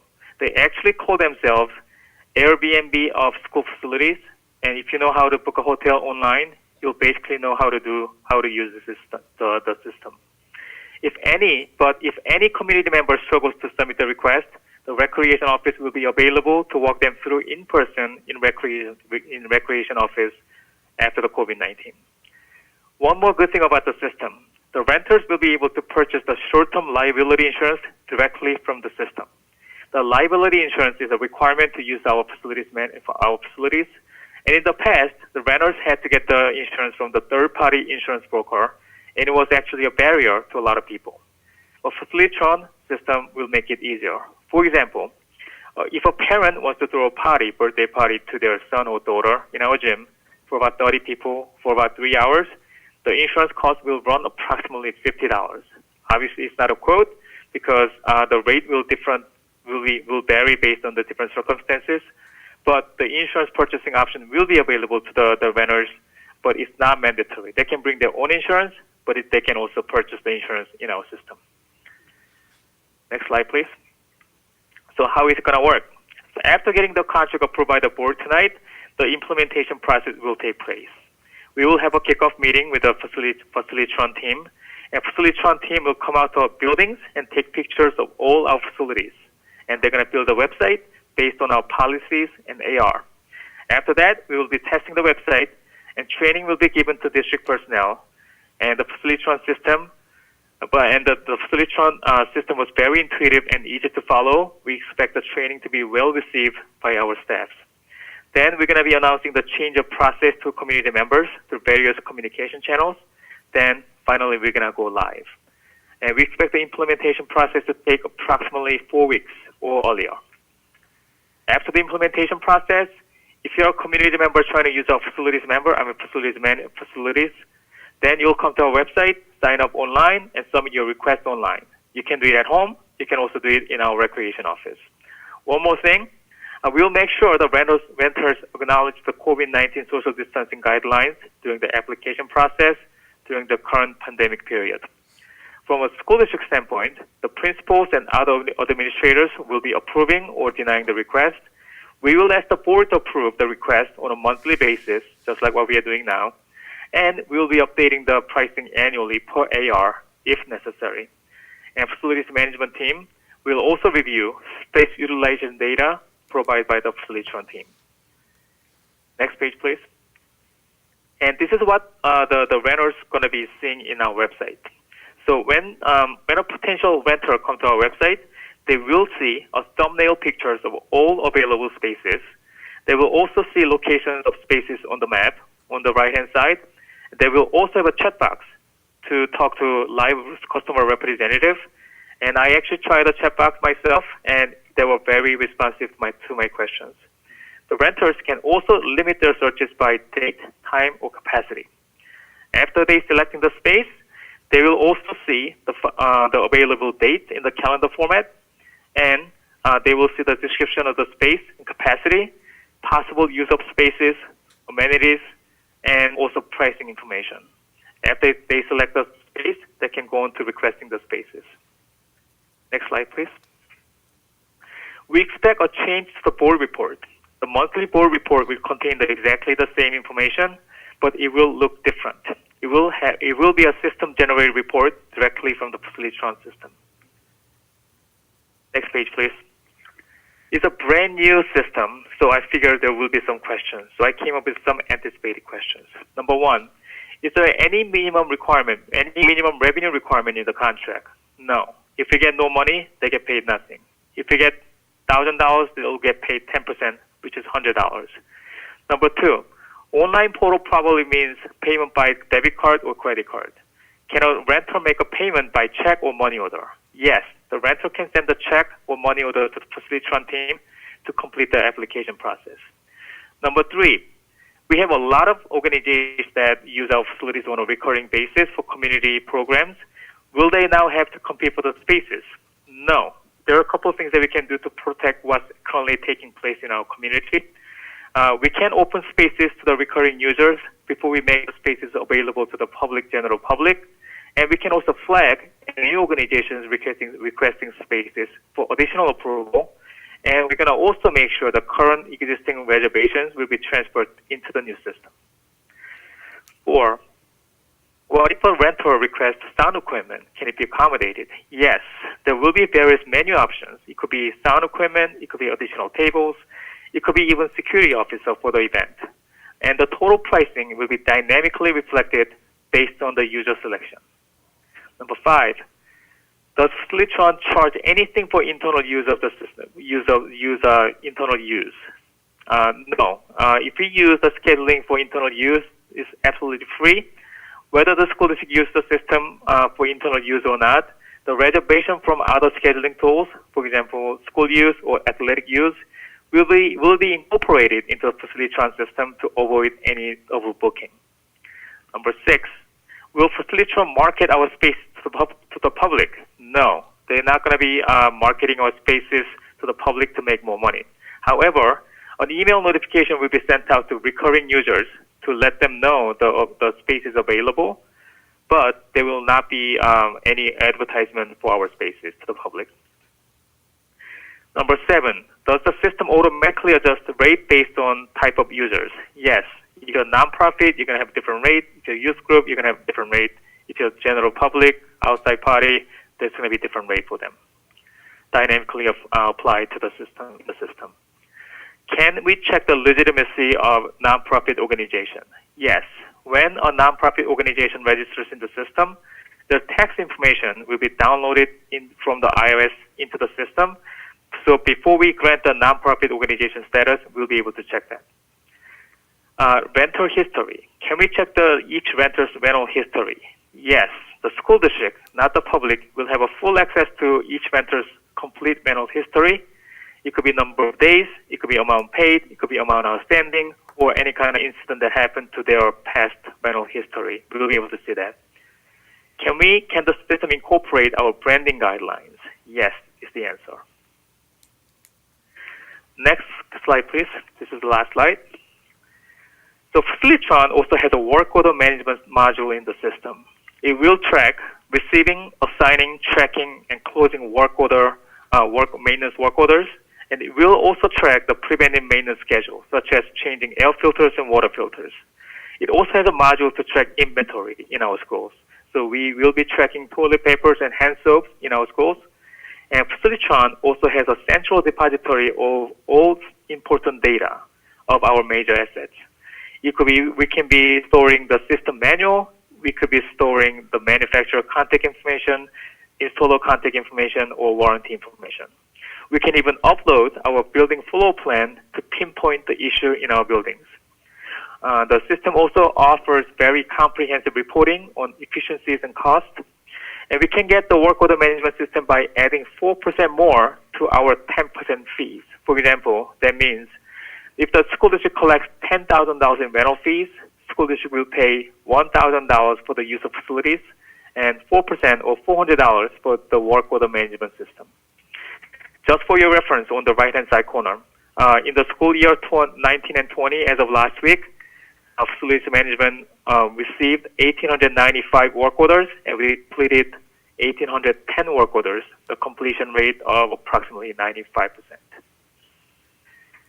Next slide is a question, and before I take any questions from the public or the board, I wanted to follow up on one of the outstanding questions from the last month's meeting. Last month, Dr. Heck suggested, why don't we use the regular soap instead of antibacterial soap, which contains certain chemical that may cause some health issues. So I looked into the issue, and here are my findings. Triclosan was a chemical agent that caused health issues, and antibacterial soap used to contain triclosan in the past. However, the antibacterial soap we were planning to purchase did not contain any triclosan. In fact, the antibacterial soap containing triclosan cannot be marketed to general public per FDA ruling in 2016. We also found there are no differences in pricing or effectiveness of two different soap types. So we decided to purchase the regular soap for the school district in the future. That concludes my presentation. I'll take any questions. I'd just like to add a few things here before we jump right into the questioning. First off, I want to thank Marvin for an extremely detailed presentation. And if you don't realize already, you can hear the excitement in his voice. He's very, very excited about this. But I just wanted to touch on a couple of things that are very big positives for our district. One being, when Marvin talks about the system and how we use it, the reports will be able to run the calendar that will track all of the use of facilities. We want to be clear that that actually creates one single calendar for the entire district and all facilities, which is great because our principals, all of our actual district employees, district events will be loaded in first. So then you have one streamlined calendar and you will avoid what Marvin referenced quickly was the double booking. But that's very important for a district our size and the amount of events that we continuously have going on. And I know that in previous public meetings, Dr. McGarry has referenced that moving forward, we will create our district calendar first, provide opportunity to our district to use our own facilities first, and then move into those other phases. So Marvin referenced, local groups that are continuous users. They use it at the same time each year. They would get notified first, open up their windows, let them have first crack at offering up to their use of the facilities because we know historically they've used them, and then it would open up, say a week or two later to the general public for access. The other piece that I wanted to reference was in association with the rates. Marvin mentioned during his quick Q&A, the anticipated questions, setting rates, and they would be built into Facilitron. Those rates will be set by Policy 707 AR3, which Policy 707 is one of our later agenda items, and the AR will be made publicly available as well. But that's what would be setting the rates that would be implemented through the system. And I think that's the last one. So now we can jump into questions.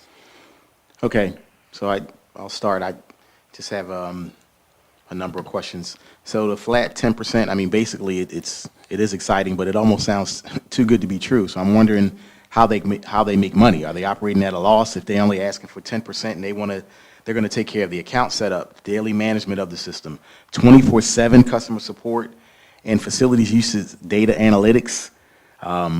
I don't hear a profit thing in there anywhere. So I'm wondering, am I missing something? Because you did talk about pricing annually or in a fee structure. So I'm trying to understand their pricing model. So we had the same concerns. When my team went out and Marvin put together a very comprehensive group of all of the departments that are like the heavy hitters that would be involved with this, they brought it back to me, and I had the exact same comment. And I actually said, let's get them on the phone. How do you make money? It makes no sense to me. It doesn't seem, if I'm creating a business, I don't know that this is my business model. Yeah. you know, they kind of laugh when we ask because they hear it at every time they present, like, where's the hidden fee? They really build their system off of mass users. So if you look, they have thousands of school districts across the country, and we have a list of all the school districts that they provide to, and the majority are on the West Coast. They've made their way over to, closest to us is New York, New Jersey, a couple in New York, New Jersey, Ohio, and their plan is, we're going to go nationwide. Their business model is, let's get in every school. Because one of our questions too is, how does anybody compete with this? And that's, I think, their business model. We're going to drop our fees and just work off the masses. We had reached out to one of the Ohio schools, and we couldn't get the guy off the phone because he was raving so much. We called for a reference, and he wouldn't stop. And actually, Joe McGilvery was the one that called. He had to finally say to him, "I'm sorry, but I got to get to a meeting." And he started explaining to, one of the points was they doubled their revenue. So they had $40,000 in use of facilities previously. It doubled to 80 within 2 years. So if their ease of use doubles the revenue for us, it's also obviously bringing in a bigger fee for them. What'll happen is, in the simple example Marvin gives, it's a $100 use of facility. We only get $90 now. They take the other 10. So you're really not paying much for a very huge and robust system. The kicker that got me was that final slide where they talk about additional services they're going to provide to us. For another 4%, but that's incredible. That's a lot of stuff. So what they do is they built this system, and they said, hold on a second. Let's just curtail this into a slight change, same system, change the module a little bit. How hard is it to offer a work order system when you already have the infrastructure built up front? Then what they do is they charge you 4%. So our question again was, 4% of what? You go to some of these major hitters, and this isn't even what the main presentation is about, but we've looked in the work order systems in the past, and similar to this, in a use of facilities model, they want something like a flat fee, $10,000, $15,000, $20,000, $30,000. They build it off of whatever they're helping you collect through their main platform. So if we collect $20,000, we will pay 4% for a whole nother module. So $800 for a work order system that, again, we're excited about taking the use of facilities online. If I get my maintenance guys out here and let them talk about what we're going to get out of a work order system that is built around a major platform, it's going to be huge. Now, I'll give Marvin a ton of credit. From the day he got here, we said, we need something. Let's get this work order, because our current work order system was just paper, a lot of paper. Marvin built it out in Google Docs, and we did internal trainings for all of our staff, and we still had to use the request because we didn't have the capacity to really implement essentially our own software in that manner.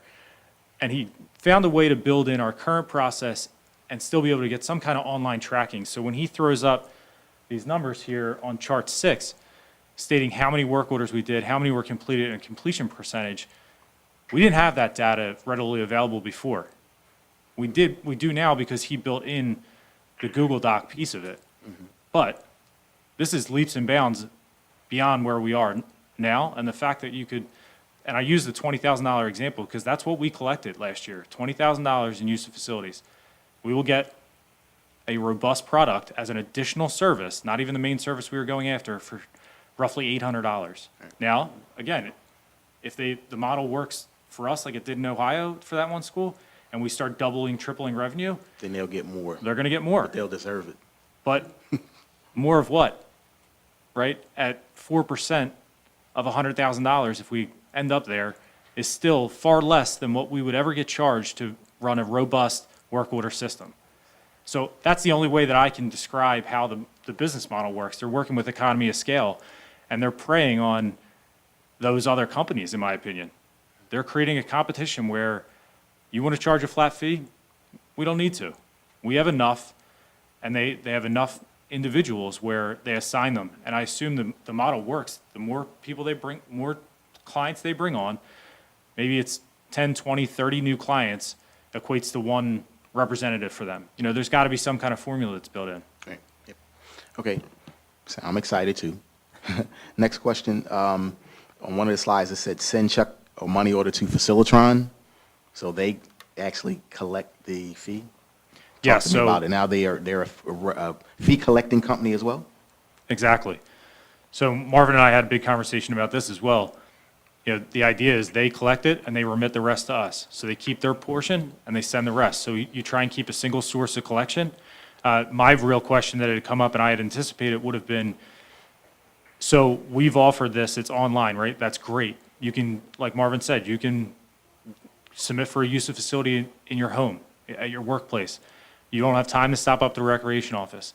Our big concern was you have a community that's used to going to the recreation office. We don't want to stop the ability from submitting a request there. So what's going to happen is you'll have a kiosk. You'll walk into the recreation office, and we'll have staff there that's already there, and we're going to just build on their roles within the district. And they'll be able to show you the kiosk. If you aren't technologically savvy and you really need some help, they'll sit there, they'll walk you through the process, and you'll pay online. If you can't pay online at that site, that's where the check and money order piece would come in. Our plan would be to have pre-addressed envelopes that we would help, take one barrier out of the way. Here it is, here's the address, just please mail it in. Please note that your use of facility will not be active or go through the approval process until payment's processed. So now, if it's a group that doesn't require payment that falls within the AR, it's a different story. It goes straight through, there's no fee, and it'll go immediately through. Sounds good. All right, last question. I don't want to monopolize the time. Limited, is there a way to limit the extending or blocking out of spaces? Like for a particular group may say, they may just try to book for, and I think Dr. McGarry, you and I talked about this, a group may say, we want basketball for the next 2 months and just block out that time, even if they traditionally haven't used it for that or there's no league involved. So does this system allow for us to guard against that? Yes, in my opinion, and this will be discussed further, I'm sure, is there's a history here where some organizations will block out, like you said, 2, 3, 4 months, 5 months, just a very extended period of time, and they'll go for something like 8 to 4 while it's maybe it's a youth program during the week. Our students are in school, so we'll work through those factors and try and work with them. We do that now. We've made an asserted effort to make sure we're working with them. Like, is it really 8 to 4? Do you need it from the end of school till 5, 6? What's the time? I think one of the other things, and Marvin had a great idea with this, is not only are we not going to, we'll open up after the school has created their calendar for the whole year, but maybe we go in quarters. So you only really have 3 months out at a time. So we're not getting too far out where you're losing the ability of, someone does what you're saying, and maybe they're not going to show up, but they're willing to, if there's a fee, pay the fee and just lock it down so that they're guaranteed that site. So we'll work through those pieces where we'll try and mitigate that so that we're not in those types of situations. Thank you. Sounds awesome. Are there any other questions or comments from board members? Mr. Fields. Hi, this is Don Fields. Marvin, Craig, thank you very much for this. This is some impressive stuff. So I work for a software company. One of their packages is a facilities management system. They would look at Upper Darby School District and its budget and well, definitely come up with a number more than $1,400 a year. That's for sure. This is really neat. I wanted to ask if one of you guys just wants to describe currently what the time we take now to process these requests and approve these requests now, like from a time savings perspective, what we're looking at, and just high level look. Sure, Don. And I appreciate the thanks, but again, this goes 110% to Marvin and the team he put together. Oh yeah, I totally meant Marvin, Craig. Thanks, I appreciate that, Don. So right now, if anybody goes to put a request in, they use the district's ARs, they complete them. Most requests come in through our recreation office. They physically go there, fill out the application, and/or potentially complete it, scan it, send it over. They're processed by the staff up there. They then turn around and have a communication process where they go back and forth about whether they assess the fee that's necessary, and then you walk through the process. That has to be sent to the actual facility. So if it were to be the high school, it would be sent up to the high school for the principal's approval. It cycles back to the admin. We then have to go through, again, reviewing, vetting it. If it needs any kind of certificate of insurance, as Marvin referenced in this system, or any other kind of, piece of information that may have been missed, we go back, we pull it all back together. From there, monthly, we put together the use of facilities report, which is then presented to the board for final approval. Once the final approval is met, the requester receives a permit from the recreation office. This is incredible. This is really amazing stuff. Thanks again. Thank you, Mr. Fields. Are there any other comments or questions from board members? Mr. Neal.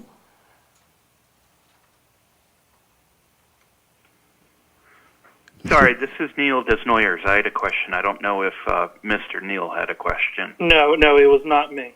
Oh, Mr. Okay. Desnoyers, So- sorry. So my question is, I guess, just a little bit about the fact that we're going to be, entering all this information into, we're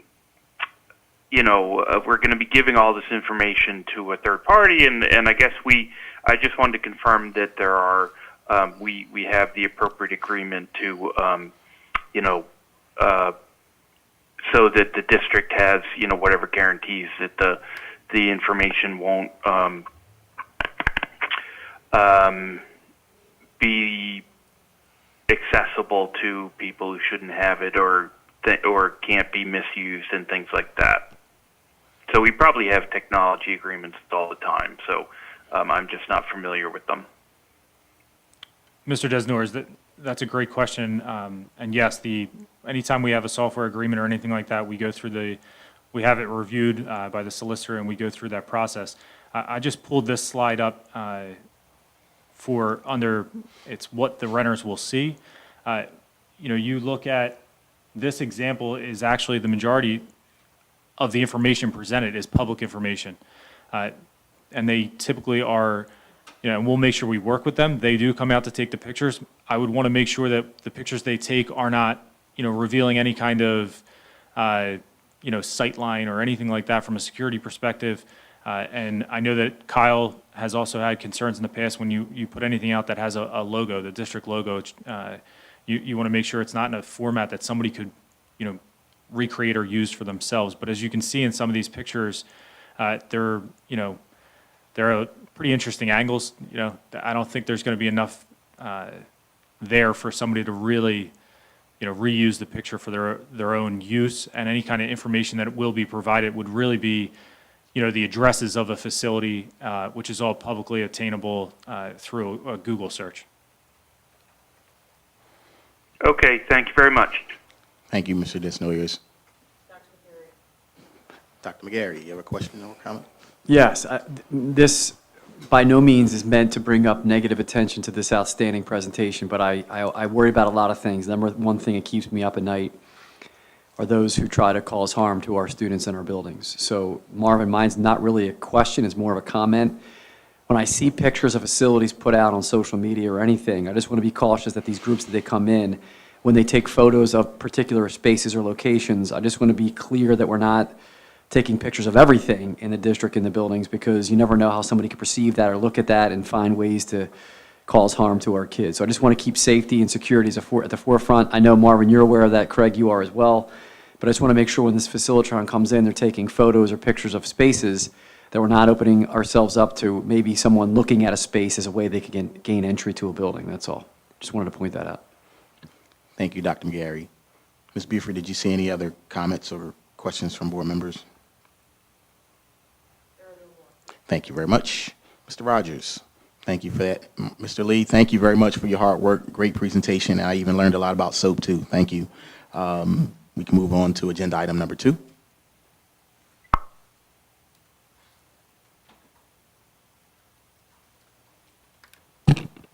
Agenda item number 2 is the 2020-2021 final budget presentation. So we will go through the presentation. We followed the same presentation format that we've used for the previous presentations, just to try and streamline it. So you're going to see slight updates to the presentation from last month and just a couple new slides. So we'll scroll through those now. So again, we're just updating the board and the public that of the current year's budget process under the Act 1 timeline. On November 26th, the preliminary budget versus the accelerated opt-out holding us to the adjusted index was discussed. On December 3rd, the board approved that resolution not to exceed a 3.8% tax increase, which was the district's adjusted index. On May 12th, the board approved the 2020-2021 proposed final budget at a 2.6% increase. On June 6th, we had publicly we sent out the notice of an intent to adopt a final budget. That is required by Act 1, 10 days prior to the approval of the final budget. So what's up next? We have tonight's presentation and also a special voting meeting following the committee meeting. So on June 16th, we are going to put before the board the final budget for adoption, which again is following this committee meeting. And we also just want to reiterate that under the Act 1 timeline, all school districts are required to adopt a final budget no later than June 30th. Again, this is a similar slide that we've presented, I believe, 3 times now. This is a budget considerations mandated school closure. So these were the items and new positions that the district was planning to request of the board as additions to next year's budget, which would have also been targeting a 3.5% tax increase, again, below the adjusted index. So just quickly to go through them, we were planning on creating assistant principals at the elementary schools, which would have been 8 positions, converting lead teachers.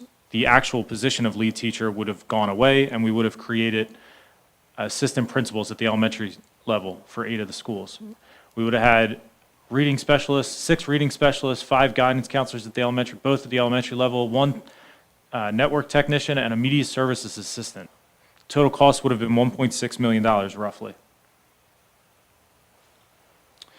So, again, representing this, we're looking at what do we know historically, and you can see this graph just projects out the district's actual tax increase in a given year all the way back to the 2014-2015 school year, what the base index was and the adjusted index. And this shows that the district has stayed well within the index, always below the adjusted, and in most cases below the base index.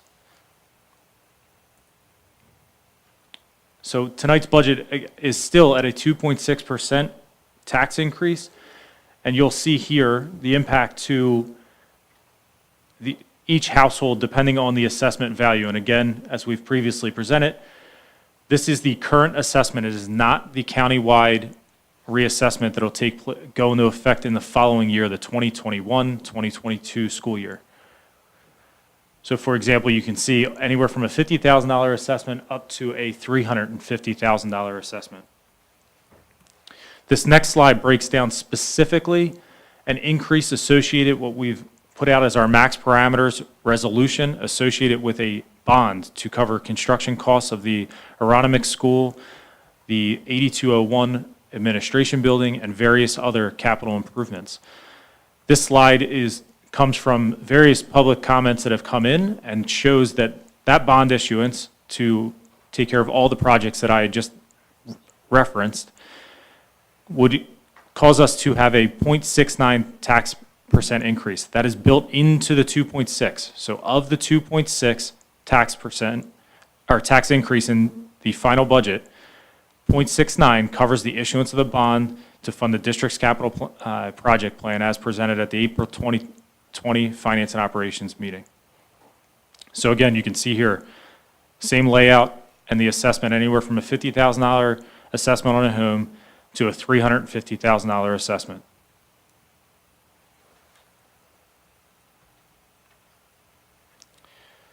Next, we have the budget assumptions as of tonight.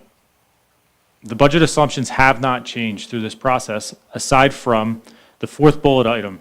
We've projected our budget consistently with level state and federal funding, which was based on the 2019-2020 funding levels. Prior to COVID-19, we were projecting a $1.2 million basic ed, or what was actually planned by the state or asked for in the budget prior to COVID-19 was a $1.2 million increase to basic ed for Upper Darby, and also a $270,000 increase in special ed funding. Previous presentations had a third slide that stated we could have had our state and federal funding reduced as low as the 3-year average. That has now gone away, and the state has luckily passed a 12-month budget with level funding. So unfortunately for us, we did not receive the previously projected almost $1.5 million in additional funding. We also, again, reiterate the inclusion of the bond issuance, and the only other change here was we had projected out that we were not going to include the CARES Act funding, and that was due to recommendations from PASBO and different state agencies that it was not a good idea to include it in your budget because of the unknowns. At this point, we do know we're receiving CARES Act funding, and we still have not included it in our budget. The reason for this is the timing. You're going to have a funding source that is one for one. You spend $1, you will receive the dollar back in funding. So that has a zero impact to your budget, the bottom line. The expenses will match the revenues. We have about $3.8 million that's allocated for us, but it will not be all used in 1 year. It's going to cross over. We will be able to be reimbursed for expenses during the current year, the 1920 school year, the 2020-2021, and also the 2021-2022 future budget. So not knowing those dollar amounts and the amount that will be expended in each area, we have opted to not include it in the budget, all while knowing it will be used and spent on COVID-related materials, whether it be technology, cleaning supplies, and all various items that are allowable expenses. So here we just break down the two columns to the right show the proposed final budget that was approved on May 12th, and then tonight's budget. So you're really what you're gonna see here is the difference. There has been changes, and we had discussed during those previous presentations, we expected there to be changes. So you'll see in the final budget, we have roughly $207.5 million in revenues without a tax increase. Our expenditures are at $214, almost $215 million, which means our expenditures exceed our revenues prior to a tax increase of $7.4 million. We are still sitting at a $2.6 million, or 2.6% tax increase, which garners $2.1 million in tax revenue, which is slightly higher than our approved proposed final budget, which I'll discuss on the next slide.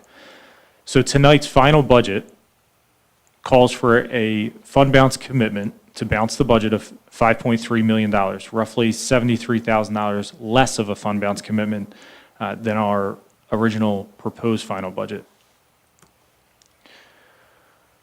So in reference to those high-level numbers on the previous slide, here are the actual impacts that caused the change. For revenue, we didn't increase due to a county assessment file change. So we had a net increase of $140,000. That was due to all school districts, and specifically Delaware County, you receive your tax assessment, your final assessment numbers in January. Those are obviously used to build your budget out. So whether you're doing a preliminary budget, a proposed final budget, you build those assessment numbers in to calculate your tax revenue. We had gone through some discussions, and I'd received some information through the county and some of the other school districts, and I had pulled what's called the tax duplicate, which is used to assess our taxes. It's our final taxable dollar amounts. We typically try to pull it as late as possible in order to make sure any kind of home sales really make it in, because what will happen is if a home sells after you pull your tax duplicate, your bill is going to be sent to the owner in that tax duplicate. So anybody, in theory, who buys a home from now till the issuance of the tax bills, the tax bill will go to their property address or the owner's address. So most taxpayers have your property and owner address is the same, won't be an issue, you still get it at your house. If you were a real estate investor and your tax bills all go to your real estate office, but you sell that home off to a residential owner, that tax bill is still going to get sent if it was sold in that June timeframe. So anyway, we pulled the file, and what happened was there were some issues that occurred at the county level that I spoke to them about. They confirmed all my suspicions and exactly what we found, and the net increase actually took the assessment up and increased our tax revenue. So the other piece of that was actually a decrease. So there was an increase in the local tax revenue, which you see the 2.6 going from creating 1.9 million to the 2.1 in additional tax revenue. The decrease was due to a projection in delinquent taxes. And we had known all along that we really wanted to continue to assess where we were as far as collections on delinquent taxes. And we actually had a community member make comment at a previous board meeting, 2 previous board meetings, discussing, what is the impact of the delinquent tax? Are we looking at a lower projection of collection and potentially a higher turnover for delinquent taxes in the future year? So since that time, we have received payment on the March and April delinquent tax collections. Now, those collections are in association with properties who had gone delinquent in prior years, so 2017, 2018, 2019. Those collections are significantly lower when we were comparing month to month, which supported the idea of decreasing our projected collections for next year. And now I keep referencing collections. Those taxes are still due. They were turned over to the county, the property went delinquent, and they are still due to be paid. This is more of a cash flow issue, and there is a chance that we won't collect 100% of the delinquencies, and you may have what's considered like a bad debt that rolls out. But that impact will be on future budgets, as well as the money that I'm seeing, I would project as a lower cash flow would potentially pick back up once the economy picks back up. Our district may see an influx of delinquent tax payments in future years. Hopefully once the economy turns around. But we also are being conservative in the amount we're reducing because of those factors. We know that, if we do experience an even lower collection rate than we're projecting here, it would be a budgeted variance the next year, but it would also be, we would expect those funds to be collected at a future year. So then with those 2 revenue impacts, we also had gone down and drilled down into our expenditures, and we reduced various expenditures. So we adjusted various things across the instructional and support expenditures were considered to 1,000 and 2,000 function level. The net decrease was $310,000. So the 2 main areas that we had taken a look at was a couple of different staffing changes. We have had new hires. We've also had different replacements, a retiree be replaced by a new hire, backfilling different positions. We also had a reduction in third-party services based on we did a deep dive into a historical analysis and our new cleaning contracts. So at the previous board meeting, we had new cleaning contracts approved for quite a few of our schools. And due to Marvin and our procurement team, Joe McGilvery, their great work, we were able to get high-quality cleaning contracts and actually reduce the cost from the current year going into next year. So that's a big piece of that $310,000 reduction. Now, this final piece is was a reduction to our contingency. Each school districts have the ability to budget what's called contingency funds. So they're really, a portion of your budget that would be considered, an emergency fund, unforeseen cases, or maybe, greater than normal snowstorms. So to help to pay for, additional salt or snow removal. Many school districts may do this as a percentage of your budget, somewhere around 1%, 2%, 3% of your budget. Here at Upper Darby, we are, and always have been, well below 1/3 of a percentage. So going into the proposed final, we had $635,000, which is 0.3% of our budget. I reduced it by $200,000, which takes it down close to a fifth of a percentage. The point of the $200,000 was we saw these decreases in the revenues, and I really wanted to try and get our budget to still stay as close to our proposed final budget as possible. And it's somewhat of it's not a large percentage of our total budget, but it's still $200,000. And, I would never want to carry $200,000 in a contingency and see, the potential of a staffing cut that would have a bigger impact. This specifically was built in, and it wasn't the prior, for the potential of a lease of a building for the administration office should we had to leave Aronimink to continue construction. And at this time, we are obviously aware that the board has moved forward with the 8201 project, and I felt more than comfortable taking it out. Now, all of those details came out during the final approval came during the May board meeting. So it gave us the ability to remove that as well and keep our budget as net neutral as possible. And actually, we improved the budget by $73,000. So next is just going back again to the Act 1 timeline as we've done in the past and all of our future considerations. Tonight is hopefully the final consideration to move this forward to our special voting meeting following this, and hopefully will be approved by the board. And again, I just want to reiterate that all school districts, based on the Act 1 timeline, are required to approve a budget no later than June 30th of the fiscal year. So at this time, if the board has any questions. Well, first, I have to commend you on your hard work. There's so many unknowns and so many variables that factor into you being able to deliver what you delivered. So I have to commend you on your hard work and keeping us fiscally responsible and fiscally safe. So I feel well positioned just based on your hard work. Thank you very much for that. Are there any comments and questions from the board? Ms. Buford.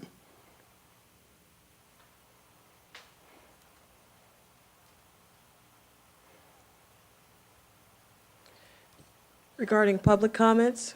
No, from the board. For the board? Yeah. There are no comments from the board at this time. Can I just comment quickly, if you don't mind?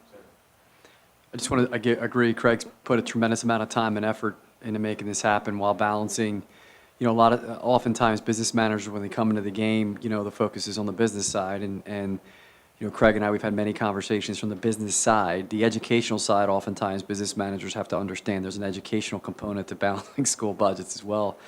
And Craig's done a great job focusing on the needs of the school district, and he attends just about every single meeting we have, and he's actively involved in understanding the resources, the technology, and the needs of the students, and he finds a way to try to pull that off. So I appreciate his effort and what he does here for the school district, and the responsibility he takes to own it and to get it done. It's tremendous. So Craig, great job in pulling this together for the district.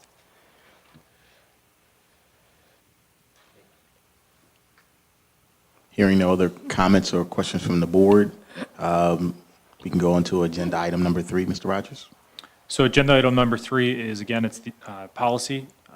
So this will require board action, and it's policy 707, use of facilities. And at this time, I'd like to hand it over to board member Neil Desnoyers to discuss the changes proposed in policy 707. Thank you, Mr. Desnoyers.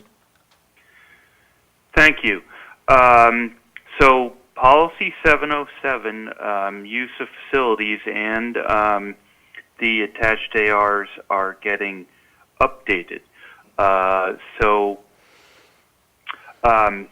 The updates in the current version of policy 707 that is posted to board docs, the changes were driven by two things. The changing relationship between the school district and the township, and then part of the change was changes to the tobacco and vaping portions were changes to comply with Pennsylvania law. Mr.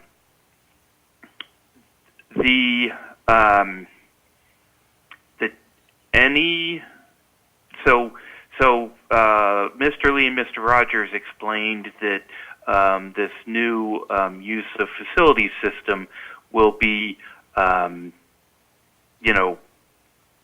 put in place over the course of the next month or the next couple months, that sort of time frame, and there have been no, there were not changes implemented to Policy 707 specifically addressing the new use of facilities system. So let me read my prepared remarks and then make a couple comments. So my prepared remarks are: the addition of language regarding tobacco and vaping is to satisfy changes in Pennsylvania law. The other changes to Policy 707 and the new 707 AR3 originated from the school board and administration, both desiring that the policy be adapted to the new structure of the relationship between the school district and Upper Darby Township, and policy language and costs be updated and clarified. Simultaneously, the school board delegated to administration the responsibility of setting reasonable fees and charges, so language specifying this delegation was added to the policy, and the fee schedule was moved from the policy to the new AR, and that's 707 AR3. So, you know, I can envision, after seeing the and hearing the excellent presentation this evening by Mr. Lee and Mr. Rogers about the new use of facility system, I can see the potential for possibly a few tweaks to Policy 707 that are affected, but that are caused by the implementation of the new use of facility system. For instance, I could foresee potentially adding something to Policy 707, adding language that says something like any person or entity who misuses the use of facilities system shall be barred from using it. So as administration gets a better understanding of how the new system works, and if any tweaks to Policy 707 are needed, we may come back to the board and ask for these tweaks. The other thing I did want to say is there are two items in the policy to which I would like to draw the community's attention. The first is carnivals. Policy 707 still contains language prohibiting carnivals, but it now does so under the umbrella of a type of event called potentially athletic field damaging events. It should be noted that as a long-standing event, the school board has provided the people of Clifton a means by which their carnival can still be held. The second item concerns fireworks. Policy 707 now states that the only type of fireworks allowed on school district property are what Pennsylvania law defines as display class fireworks. Display class fireworks are professional fireworks displays. Such displays are only to be used by professionals with a permit. Any questions about any of this may be directed to Superintendent McGarry. And that concludes my comments on Policy 707 and related AR, the changes. And Board President Brown, if you don't mind me just chiming in a little bit. And I wanted to pick this up during the presentation, and I apologize that I didn't mention it. But, Neil, we did take into consideration the policy while looking into Facilitron. From our perspective, you know, we were looking at Facilitron as a software and a tool to implement the policy. So, you know, if the board would like to in the future ban users based on improper use, then yes, you are correct that I would assume if you would like to put that in the policy, that would be at your leisure. But the way we were really seeing it is that, you know, the policy dictates how we operate within the school district. And so long as we're operating within the guidelines of Policy 707 and the new changes, using the system was really just an added tool, and, you know, that we would be utilizing to stay within those guidelines. But yes, you are correct. If you want to go, if we go down the path where we find that there really are that many people misusing the system, then I could see how that could be a viable point. And I see Dr. McGarry wants to chime in as well. Since Mr. Desnoyers noted that I would be I would be involved in this as well, and I appreciate that. I think we're going to have some more oversight and conversations about, to Mr. Brown's point, people just blocking off, 24 hours a day facilities, how that works and what we're looking at. And it also, more importantly, as we move forward to fixing our facilities, I know that there's comments that will come in and have come in about, what improvements in the bonds are we making. We're making improvements to not only bathrooms and roofs and windows and expanding schools and potentially building new schools, but this board is committed to also capital improvements. And some of the capital improvements are also implementing better field surfaces or turf fields or track surfaces. And as we move toward that, we want to have money there that when people come in to use it, and this will allow us to do that, to Mr. Desnoyers' point of the use of facilities. In the past, there really wasn't a use of facilities fee, even for our grass fields that were being overrun, or the old football field that we had. There was really nothing being put back into improving it.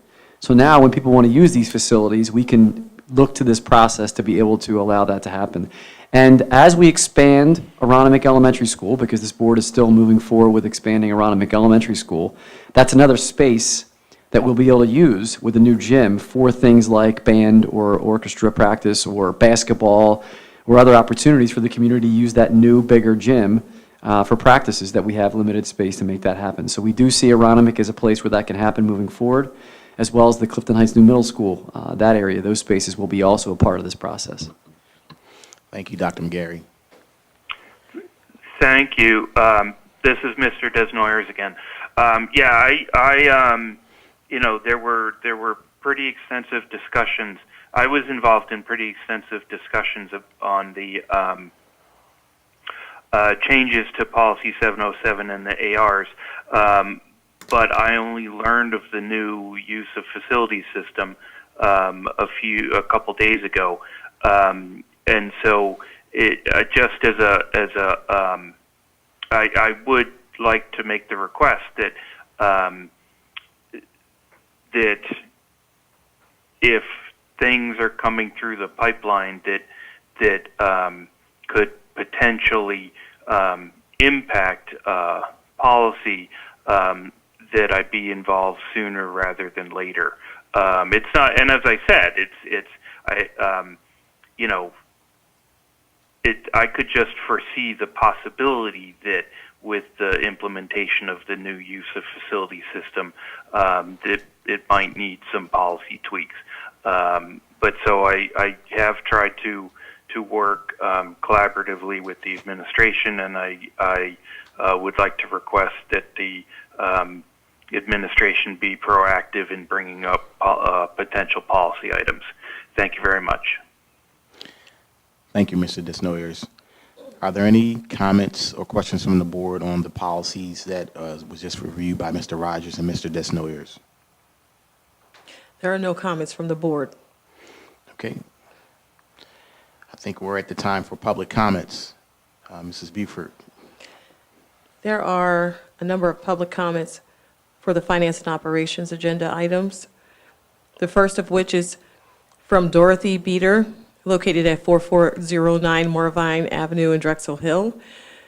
The comment was received today at 6:50 p.m. by email, and it references agenda item number 3. The comment begins, what are the changes to the existing requirements? What specific school locations are included? Have the nearby residents been contacted? What are the hours of operation for each location? End of comment.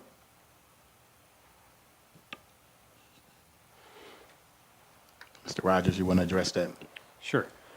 So as far as the existing requirement changes, I don't believe there are any changes to the policy or how individuals in the community will be able to use our schools. We are not limiting it any more or less than we have in the past. I believe Mr. Desnoyers had referenced carnivals and I believe fireworks, classifying the type of user for more of a safety precaution. And as he stated with the carnivals. The one that we are well aware of, are prepared to create and have a MOU ready to go. But as far as any changes to the existing requirements, I'm not aware of any, and the specific schools are all of the district-owned facilities. So to be clear, a lot of this was implemented because the school district and the township partnered for all facilities throughout the Upper Darby Township. At this point, we are going separate ways in how we operate those facilities. So the district will be in charge of district-owned facilities, and the township will be in charge of township-owned facilities. So there is no change to the locations in the sense that the ones that we had the right to approve or deny in the past are still those that we will be handling now. Thank you very much. Ms. Buford? Next comment. The next comment is received from Ms. Dorothy Beater, located at 4409 Moravine Avenue in Drexel Hill, received today at 7:58 p.m. via email regarding agenda item number 2. There are several questions, several parts to this question or comment. I will pause so that Dr. McGarry or Mr. Rogers would be able to comment. You are passing a very important budget tonight, as many are out of town, school is out for summer, or residents are handling the impact of the COVID-19 pandemic and other crises. My public comments were not read at last meeting, and in the past, public comments missed the mark. Do we want to pause right there?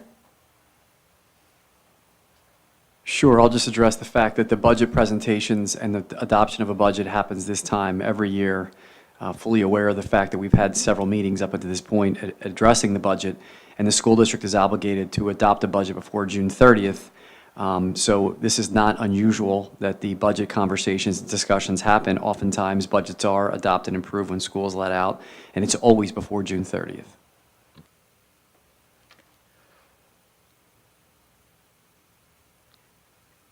Comment number 1. Public comments in the email below at last meeting were not adequately answered. Dr. McGarry chose to talk about DCCC credits, which did not relate to the questions below on May 12, 2020, which was what is the sliding scale impact to each property value for $75,000, $100,000, $200,000, $300,000, and beyond. Next, what exactly was cut from the budget as a result of the economic downturn? And I'm going to pause right there.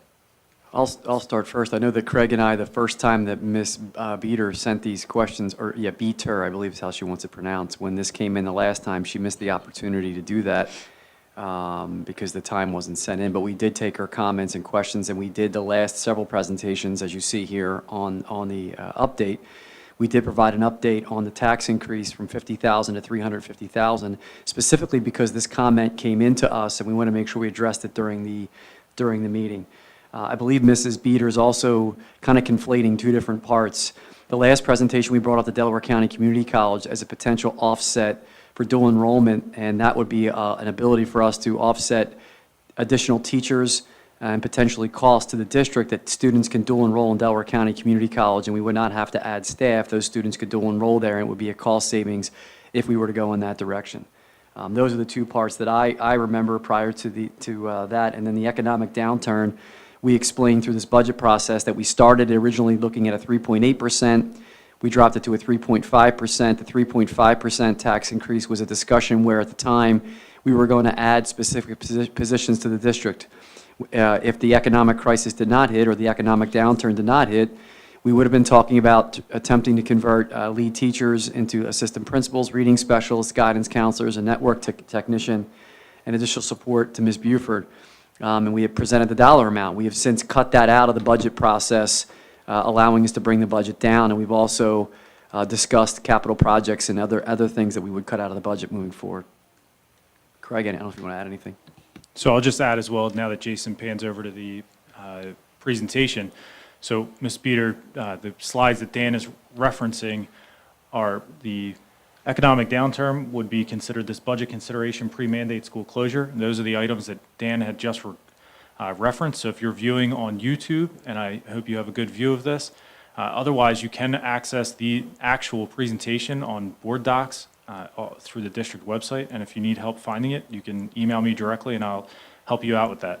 But the presentation we're on and referencing, this is slide 4. And then as far as the sliding scale, on slide 6, we had previously presented in the first budget presentation up to, I believe, $250,000, and based on your request and comment, we had taken it to 300 and 350. We didn't go much further due to the idea that it would almost become hard to read due to the size and the image of the document. So again, that's slide 6 of the same presentation, and that's, if you look at the gold square closer to the bottom at 2.6%, that is the impact of the final budget that we have presented tonight and in previous meetings. We additionally added slide 7 with the same sliding scale to show the direct impact on the issuance of the bond that the district is using for the capital projects plans that I believe is also laid into the comment as well. So again, that's slide 7 of the presentation that is up now. And that 0.69 is included as part of the 2.6. It is not in addition to. Thank you, Mr. Rogers. Thank you, Ms. McGarry. Next part of her question, please. The next part has already been answered, but I will read it for the record. Next, what exactly was cut from the budget as a result of the economic Yes. What exactly was cut from the budget as a result of the economic downturn? Have we answered that sufficiently, or should I move on? Next part, can we at least wait to see if the Drexel Line Shopping Center can be rehabilitated in time to realize improved tax flow before major capital expenditures? Don Fields. I don't know if that comment, I mean, she's referencing a specific board member in the midst of asking a question, so. Go ahead. My understanding is that there's been some kind of a land development or discussion, I think in April or something has come up. As far as that's concerned, that's a land development process and application that I think is underway in the township. I think Ms. Beater's question really is the township working with those coming in, land development in Delaware County as far as that process taking place. But certainly we would look to have that happen and be a positive outcome for the school district and the entire community. And I'm sure Mr. Fields feels the same way in a positive, productive way. Thank you, Dr. McGarry. Ms. Buford. Question number 2. Resolution 2020 includes district-wide, quoted, district-wide capital improvement, renovation, and equipment projects, including and sidewalk repairs and replacements, roofing repairs and replacements, PA system upgrades, and the design, renovation of, and additions to the Aronimink Elementary School, paying capitalized interest on a portion of the bonds. The value seems equivalent to only the costs of the Aronimink expansion presented in Act 34 hearing. Question, is this an annual increase taxpayers should be all planning to finance given the business tax base of Upper Darby Township has been negatively impacted? In addition to the sliding scale for each property assessment value, what is the difference year to year for next 10 years to pay for all planned maintenance and capital programs over 5 years, 10 years? So we have provided a capital improvement project. We can certainly email again to Ms. Beater the 5-10-year process. If we recall publicly, Craig Harnachek provided an update to the board and a document to the board. It's also available in board docs as far as our capital improvements are concerned and outlaying the plans of what's up to date and what needs to be immediately impacted. Up until this year, we did not put this in the bond into the tax increase this year. Prior to this year, the school district was putting a 0.5%, a 0.5% of a tax increase into the budget to put away for capital projects. That was something the board has approved, I think, for 2 years prior to this year. This year, we did not do that. We have also borrowed money, bond issuance, in the year before and last year going to this year's budget that have allowed us to cover those costs as far as the improvements of windows, roofs, other improvements that we've had to make. And as I'm sure Craig will jump in and explain, our plan and is spread out in the explanation of previous bond issuance presentations for our projects. We also have a game plan and have presented the cost to do $5 million of capital improvements in each year along with a presentation explaining how we would expand and renovate Aronimink, along with the presentation on how we would build a new middle school. That's all been put out to the public. It's all been made available over the next 30 years, what those costs would be. Craig? And Dan hit the nail right on the head. I just want to reference a specific presentation. The most recent one was April 28th at the committee meeting. We had a presentation on the bond issuance. So when you discuss future planning, the last two grids that were presented there, which are called the millage requirement study, you can actually see the impact of the future impact of each bond issuance and the projected bond issuances going forward to deal with these capital projects. Now, the resolution you're referring to is very specific to the 2020 bond issuance, which is the second to last slide of that presentation I'm referencing. And it also takes you straight back to your previous question of the impact in the sliding scale. That's where the 0.69% tax increase comes into play. That's directly associated with going up to the maximum bond resolution there. So in that same slide of the millage requirement study that is showing specifically the 2020 series bond, you'll see that it's a 0.69% millage increase in column 12. They're numbered across the top if you want to reference it in the future. And again, just like the last presentation that I had referenced, they are available on board docs for you to access publicly. If there is no bond issuance in, say, 2021, the impact of the 2020 bond in the next year's budget would actually be a 0.36% increase, and there would be no increase beyond that. Now, that's speaking in a vacuum about one issuance. The reason why we're in the situation where we are in is our facilities need a lot of improvements. They have a lot of work to be done, and there's been a capital projects program that's been put in place. Luckily for the district, prior to issuing bonds in 2019 and projected out to 2020, our debt would have been paid off by 2026, 6 years out, and we're talking about a school district with a $215 million budget and almost minimal debt. Our debt-to-income ratio is extremely low, which gives us the ability to issue these bonds in 2018, 2019, 2020, and moving forward. So when I reference moving forward, there's many more plans. The public knows that we're pushing forward on a plan for a new middle school, the Aronimink expansion, and hopefully a new elementary school in the future as well.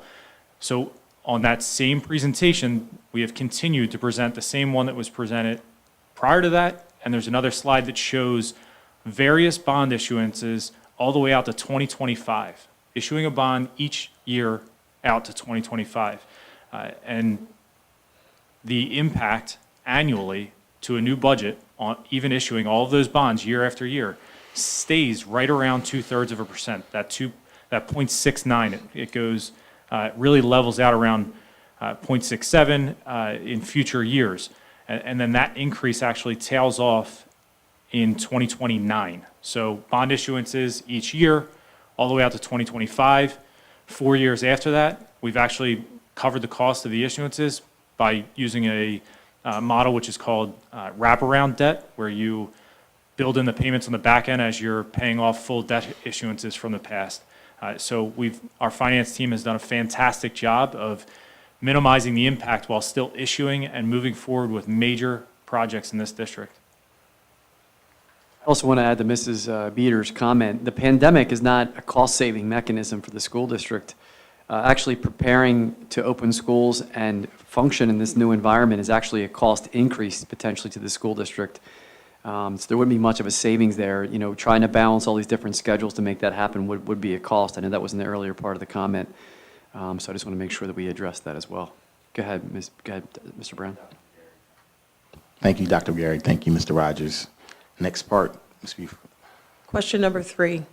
Regarding Aronimink expansion project, which includes heavy transportation costs associated with busing all township kindergarten students to Aronimink, as well as having to bus Senko students to the existing kindergarten center, what other costs are you forecasting in terms of CDC guidelines? I'm going to pause there. Yes, Dr. Gary. Craig, I'll take a crack at it, and you can jump in on that one as well. Just make sure I cover it all. So as far as forecasting in terms of the CDC guidelines, I'd be welcome to anybody who actually can forecast exactly what that's going to look like and give us a direct answer. I don't know that anybody has the direct answer for that. I will say that we're going to come out on June 25th with several options and what that would look like. There's no question that the most significant impact in CDC guidelines will be on transportation in particular. A lot of school districts are aware of that, and as a result, there may be legislation where we might have to bus students beyond 5 miles. But right now, we have to get up to 10 miles. There are some school districts who are saying we're not going to provide transportation at all as a result of this pandemic because we can't reach CDC guidelines. We do know that we're not going to add or pay for more buses here in the school district. We are looking at maybe some increase in hourly costs to our transportation department. But we are going to manage that within the budget that we have, and we're not going to put that overwhelming tax burden on the district as far as increasing hundreds of buses or costs related to transportation costs. So we feel like we'll have a plan to address that. We also believe that by expanding Aronimink Elementary Schools, as we've discussed that, we will be saving money because Sanko comes back into the community, and there's a cost saving related to Sanko Elementary School, just operating Sanko Elementary School, because it will be in our own building, and we'll be reducing transportation costs because those students will not be traveling nearly as far twice a day out to a community that's 20 minutes outside of our school district versus the cost of going to Aronimink from the kindergarten center, which is not nearly as long a distance of our Sanko students going on outside of the community. I don't know if you want to add anything to that, Craig. Yeah, the one thing I would add is the reference to our budget presentation. We discussed not actually adding the CARES funds into the official budget, but we do have an allocation of $3.8 million worth of CARES funds that for any unforeseen costs that we may come across, we will be able to use those funds to pick those up. And, as we've discussed in previous budget presentations as well, we are trying to keep it as neutral as possible and keep our budget as consistent as possible. You have to watch cutting certain costs that are going to come back in the future. So, we have kept our transportation budget that Dan was referencing is strong enough, I believe, to be able to cover the plans that we are putting in place, and we're going to work within those confines. And again, anything that were to come up, we would be able to adapt to, especially with being able to have the added funds from the CARES Act. And beyond that, you have FEMA and PEMA who are chipping in any kind of added COVID costs. So a good example would be something like an electric static cleaner that we don't have now would be able to be picked up 75% from FEMA and 25% from PEMA. So should those funds come to fruition, we would be getting 100% reimbursement. I'm very confident in the FEMA funds at 75%. So at a minimum, I really think that we'll be able to receive those funds to cover some of those additional costs. And we're making sure we're staying on top of all of the guidelines out there from CDC and any potential or newly available funds that we can use to offset the budget and the impact on our taxpayers. Thank you. Next part. Excuse me. Can the same number of children be on buses in close proximity to each other, or will even more buses across the township on a daily basis? I will read that again. Can the same number of children be on buses in close proximity to each other, or will even more buses across the township on a daily basis? How many buses? What are the planned bus routes? Are more local roads impacted by more bus routes than State Road and Vermont Road? What is the safety impact to local residents and students walking? My assumption is that's related to CDC guidelines and not to the presentations and work that we've already done explaining transportation related to if we were in a regular brick and mortar setting when we were opening Aronimink Elementary School. I want to be clear that we are not going to go out and purchase new buses as a result of COVID-19 and the pandemic. We are going to try to provide transportation the way that we are. Right now, there seems to be mixed information that I know that Bucks County is putting out information, and I'm hearing Chester County Department of Health may be coming out and putting out information that they'll be allowing for two students per seat on a bus. That might be the recommendation, allowing two students per seat on a bus for transportation. Again, we're going to look at that, and we're going to get the recommendations of, the Department of Health. Currently, we're working with the Chester County Department of Health here locally in Delaware County, and we have that information. We'll certainly make it available. But the only increase potentially in buses being on the road would be if we're in a situation where we have to open schools practicing social distancing, which we'll be discussing that. There may be more transportation happening during the day because we're going to have to transport cohorts of students in the morning, in between, in middle sessions, and at the end of the day. And we have CARES funding to offset some of those costs, but that does not mean we're going to buy more buses. It means that we're going to have to work on our transportation runs. So there could be an increase in buses in the morning, in the middle of the day, in the afternoon as a result of the pandemic, yes. Okay, at this point, we are well beyond the 3 minutes that are usually allotted for board questions. I will read question 4. Like the Philadelphia School District did UDSD administration survey parents and guardians to determine how many students will be returning to school versus prefer virtual learning. Was a rotation of time split at school versus at home proposed? Can this reduce the amount of expensive building facilities?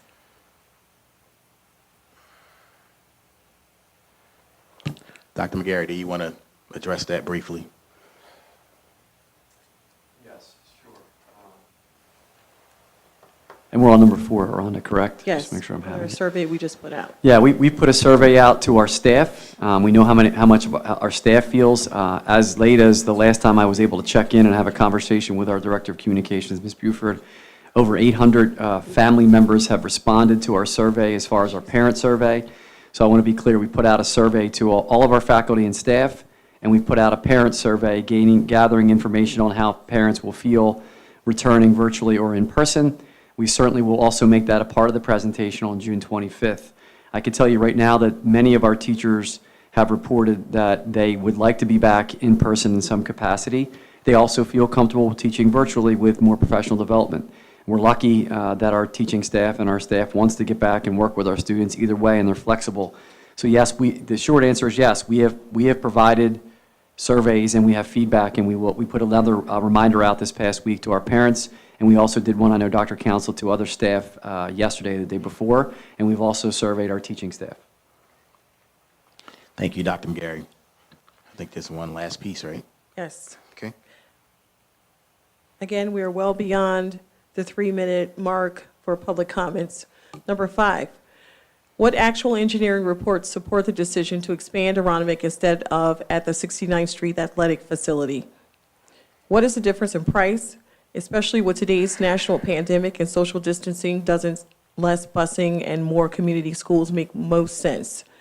After all, Dr. Haig's article on top reasons to build a Clifton Heights Middle School was to allow for more walkers than buses. It also relieves gridlock for commuters. Before the vote, these considerations need to be addressed. How has this administration and school board demonstrated their due diligence? End of comments. Yes, so Ms. Beater, we actually did provide information during a late night public meeting that our architects and also our architects brought it to another engineer who pointed out that it's on 69th Street athletic fields are a floodplain, and the engineering costs and the approvals that we would need both federally, state, and locally to build on a floodplain would be substantial. We might not even get approval, and the cost would be substantial, and the recommendation from our architect is to not even attempt to try to build on the 69th Street athletic field. And again, just to remind everyone, even an elementary school in the 69th Street area, which we still plan on trying to do somewhere, and now we're looking at Cardington Field as a discussion, although it might have to be smaller, still requires the expansion and renovation of Aronimink Elementary School. If we don't expand Aronimink Elementary School, we would still have to add more classrooms to Aronimink, then look to expand Hillcrest, as well as expanding Garriford, 2 schools that are already considerably larger than Aronimink Elementary School. To be clear, we need a new elementary school as well as the space that we're getting at Aronimink Elementary School. And we did provide that information as well as documents to the board and discussed publicly. I believe they're also on the district website as far as those recommendations that you really can't build on a floodplain in 69th Street. And we discussed it, I know Mr. Salerno and myself, for a couple of hours at that meeting that went until 1 in the morning. Thank you, Dr. McGarry. Ms. Buford, I think there's a comment, one last comment. Yes, one final comment from Mr. Jim Burrows, again at 447 Hampshire Road in Drexel Hill. This comment came in tonight at 8:40 PM via email, and it addresses item number 2, agenda item number 2. There are 3 questions. The first question is, what is the status of the Clifton Heights Middle School? The second question is, are there any plans to replace Beverly Hills Middle School? And the third question is, are you looking to have an online portal for residents to pay their school taxes and get a receipt in real time? End of comments by Mr. Burrows.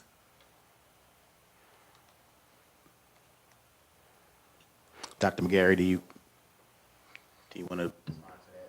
Sure. Clifton Heights Middle School, just like now, Aronimink Elementary School, I should have added that even though it wasn't a question. You know, the cost of all these projects, the Clifton Heights Middle School and Aronimink Elementary School, the costs go up when we're in court. Probably the public isn't fully aware at this time. We are going to come out with a public statement soon. We have an appeal. There are neighbors around the Aronimink Elementary School who have appealed the addition and renovation to Aronimink, and that will obviously increase our legal costs and potentially the future costs of that project. Clifton Heights Middle School, we're still moving forward with Clifton Heights Middle School. We submitted a recent land development plan to Clifton Heights Middle School in May. We look forward to having a conversation with Clifton Heights probably either at the end of the month or in June to continue to move forward with the Clifton Heights project. We have not given up on that. We have no plan to replace Beverly Hills Middle School. We are not going to look to knock down or replace Beverly Hills Middle School because we would have nowhere to put those students if that were the case.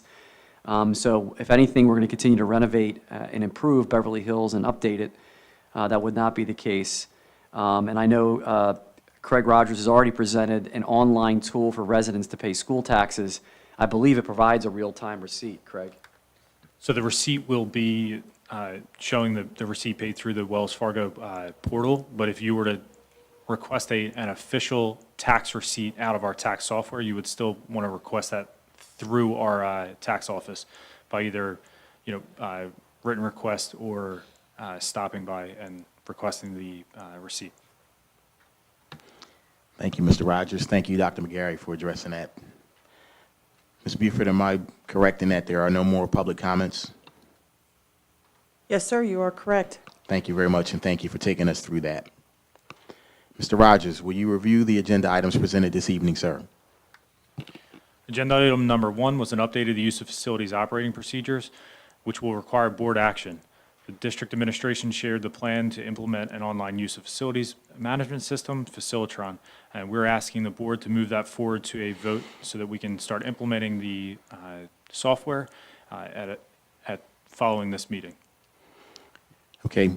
Is the board okay with moving that item forward? Yes, please. Yes. Yes. Yes. Yes. Yes. Any board member have any issues with that? Okay. Thank you. We'll move that forward. Next agenda item. Item number 2 was the 2020-2021 final budget presentation, and again, this requires board action. We presented the final budget in accordance with the Act 1 timeline, and we are asking the board to move this forward to our special voting meeting following this committee meeting. Is the board okay with moving that forward? Yes. Yes. Yes. Yes. Yes. Anyone have issues? Okay, we'll move that forward. Finally, we have policies for board action as well. We'd like to move forward the policy 707, use of facilities. Is the board okay with moving the policies forward? Yes. Yes. Yes. Yes. Yes. Anyone have any issues? Okay, hearing none. A motion is in order for the adjournment of the Finance and Operations Committee meeting. Second. Meeting adjourned. We're going to take 2 minutes and we're going to go right into our special meeting, special voting meeting. 2 minutes.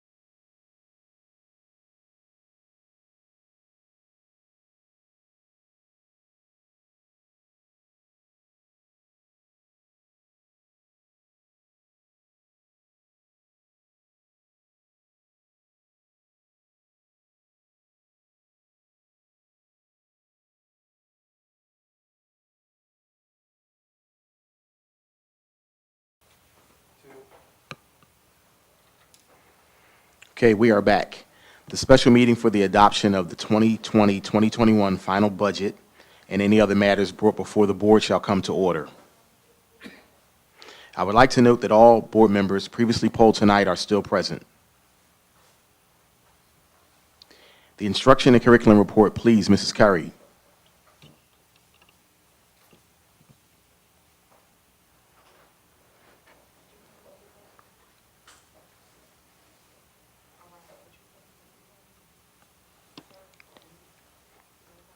We want to make sure that everybody is still out there.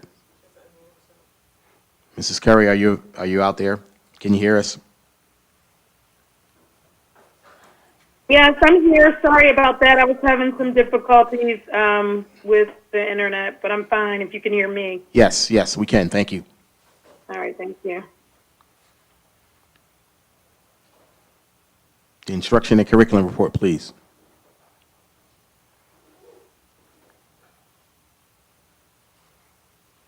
Sorry, this is Gina Curry. I had to come off of mute. I apologize.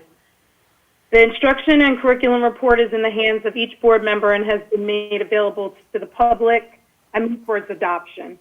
Second, this is Mrs. Mitchell. Thank you. Are there any comments from the board?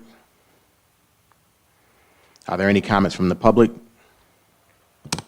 There are no comments from the public. Thank you, Mrs. Buford. All those in favor, please signify by saying aye. Aye. Aye. Aye. Aye. Aye. Those opposed, please signify by saying I oppose and state your name for the record. Those abstaining, please signify by saying I abstain and state your name for the record. Motion carried. The personnel report, please, Mrs. Mitchell. Thank you, President Brown. The personnel report is in the hands of each board member and has been made available to the public. Before I move for its adoption, I would like to congratulate Mr. Danny McEddy on our next principal of the Hillcrest Elementary School. We are really looking forward to working with you, and I am especially looking forward to getting to know you since I'm the board rep for Hillcrest Elementary School. So thank you so much, and I move for the personnel report's adoption. This is Gina Curry. Second. Thank you. Are there any comments from the board?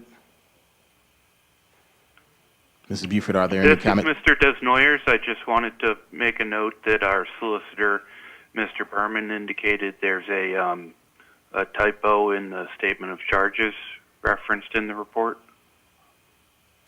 Okay, thank you. We'll get that corrected. Are there any other comments from the board?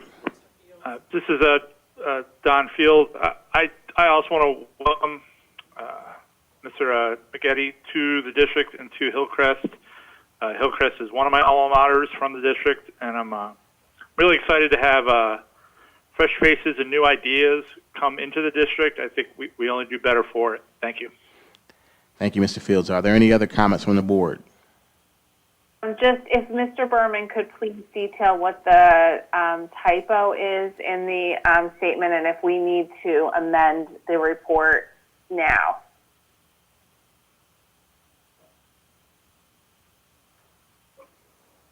The statement of charges references it is something that I would simply change now, but it doesn't make a difference to the motion otherwise. There's a sentence that says including official directors and established policy should be including official directions and established policy. It's in paragraph 14. Okay, so we will make that correction, but we will move forward now. Correct. Are there any comments? Thank you, Mr. Berman. Are there any other comments from the board? Ms. Buford, are there any comments from the public? There are no comments from the public. Okay. All those in favor, please signify by saying aye. Aye. Aye. Aye. Aye. Those opposed, please signify by saying I oppose and state your name for the record. Those abstaining, please signify by saying I abstain and state your name for the record. Motion carried. The policy report, Mr. Desnoyers, please. The policy report is in the hands of the board and has been made available to the public. Policy 707 is in a second reading this evening, and if the policy report is approved, the changes to Policy 707 will take effect. I move for its adoption. This is Mrs. Curry. I second it. Thank you. Are there any comments from the board? Yes, this is Mr. Desnoyers. I would just like to again mention the comments I made earlier tonight about the changes to Policy 707. So I'll read that statement again.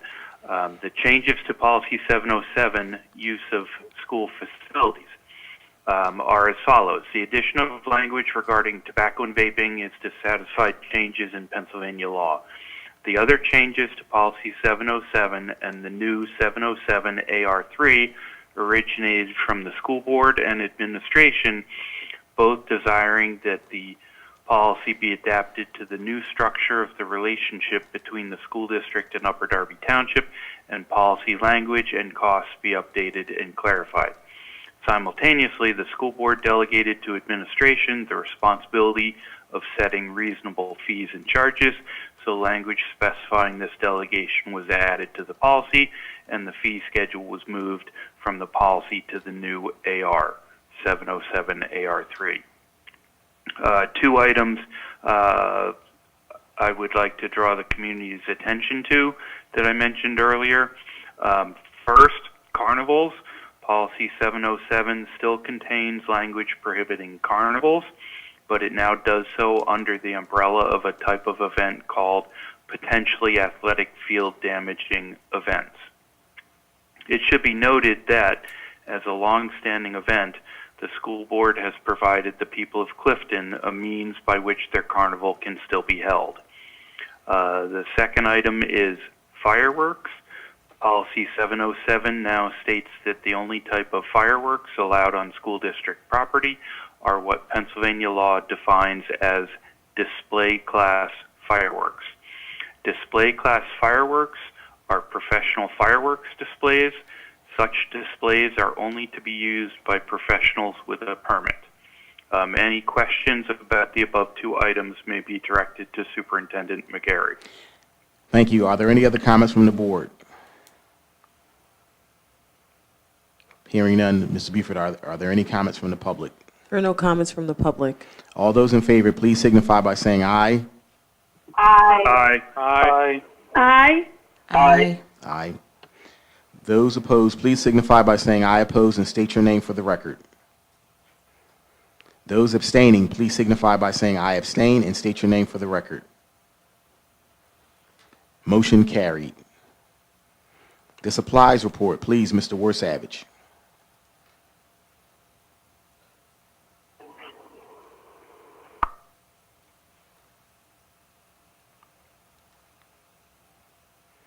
Mr. Warsavage, you may be talking into a mute. I'll unmute him. Mr. Warsavage is having technical difficulties, it looks like. Okay, I'm going to intervene on his behalf. The supplies report is in the hands of each board member, has been made available to the public. I move for its adoption. Leah, I second. Thank you. Are there any comments from the board? Ms. Buford, are there any comments from the public? There are no comments from the public. Thank you. All those in favor, please signify by saying aye. Aye. Aye. Those opposed, please signify. Aye. Thank you. Those opposed, please signify by saying I oppose and state your name for the record. Those abstaining, please signify by saying I abstain and state your name for the record. Motion carried. The facilities report, Mr. Fields. The facilities report is in the hands of each board member and has been made available to the public. I move for its adoption. This is Mrs. Curry. Second. Thank you. Are there any comments from the board? Yes, Mrs. Mitchell. This is Mrs. Mitchell. I have a comment. I just want to say that some things that you're going to see in the facilities report tonight are important, even though some of them are as little as, toilet paper, paper towels, and soap dispensers. These are very important items to the district, and then as big as the Aronimink Elementary School. We put in a comprehensive facilities plan years ago, a few years ago actually, and we are working diligently towards that and trying to do things in the most fiscally responsible way possible. The items that you're going to see there tonight, these are long-standing issues that should have been resolved years ago, and I just wanted to thank our administration and this board for being courageous in getting this work done, which is important in, forwarding some of our equity initiatives throughout this district. So thank you. Thank you. Are there any other comments from the board? Ms. Buford, are there any comments from the public? There are no comments. Thank you. There are no comments from the public. Thank you. All those in favor, please signify by saying aye. Aye. Aye. Aye. Aye. Those opposed, please signify by saying I oppose and state your name for the record. Those abstaining, please signify by saying I abstain and state your name for the record. Motion carried. The Finance and Budget Report, please, Dr. Haig. Thank you, Board President Brown. The Finance and Budget Report is in the hands of each board member and has been made available to the public. I move for its adoption. Second. Thank you. Are there any comments from the board? Ms. Buford, are there any comments from the public? There are no comments from the public. Thank you very much. All those in favor, please signify by saying aye. Aye. Aye. Aye. Aye. Aye. Those opposed, please signify by saying I oppose and state your name for the record. Those abstaining, please signify by saying I abstain and state your name for the record. Motion carried. A motion is in order for adjournment of the meeting. Second. I heard a blip. Second. David Neal, second. Okay. Please signify by saying aye. Aye. Aye. Meeting. Aye. Aye. Aye. Meeting adjourned. Have a good night. Thank you. Good night, everyone. Good night.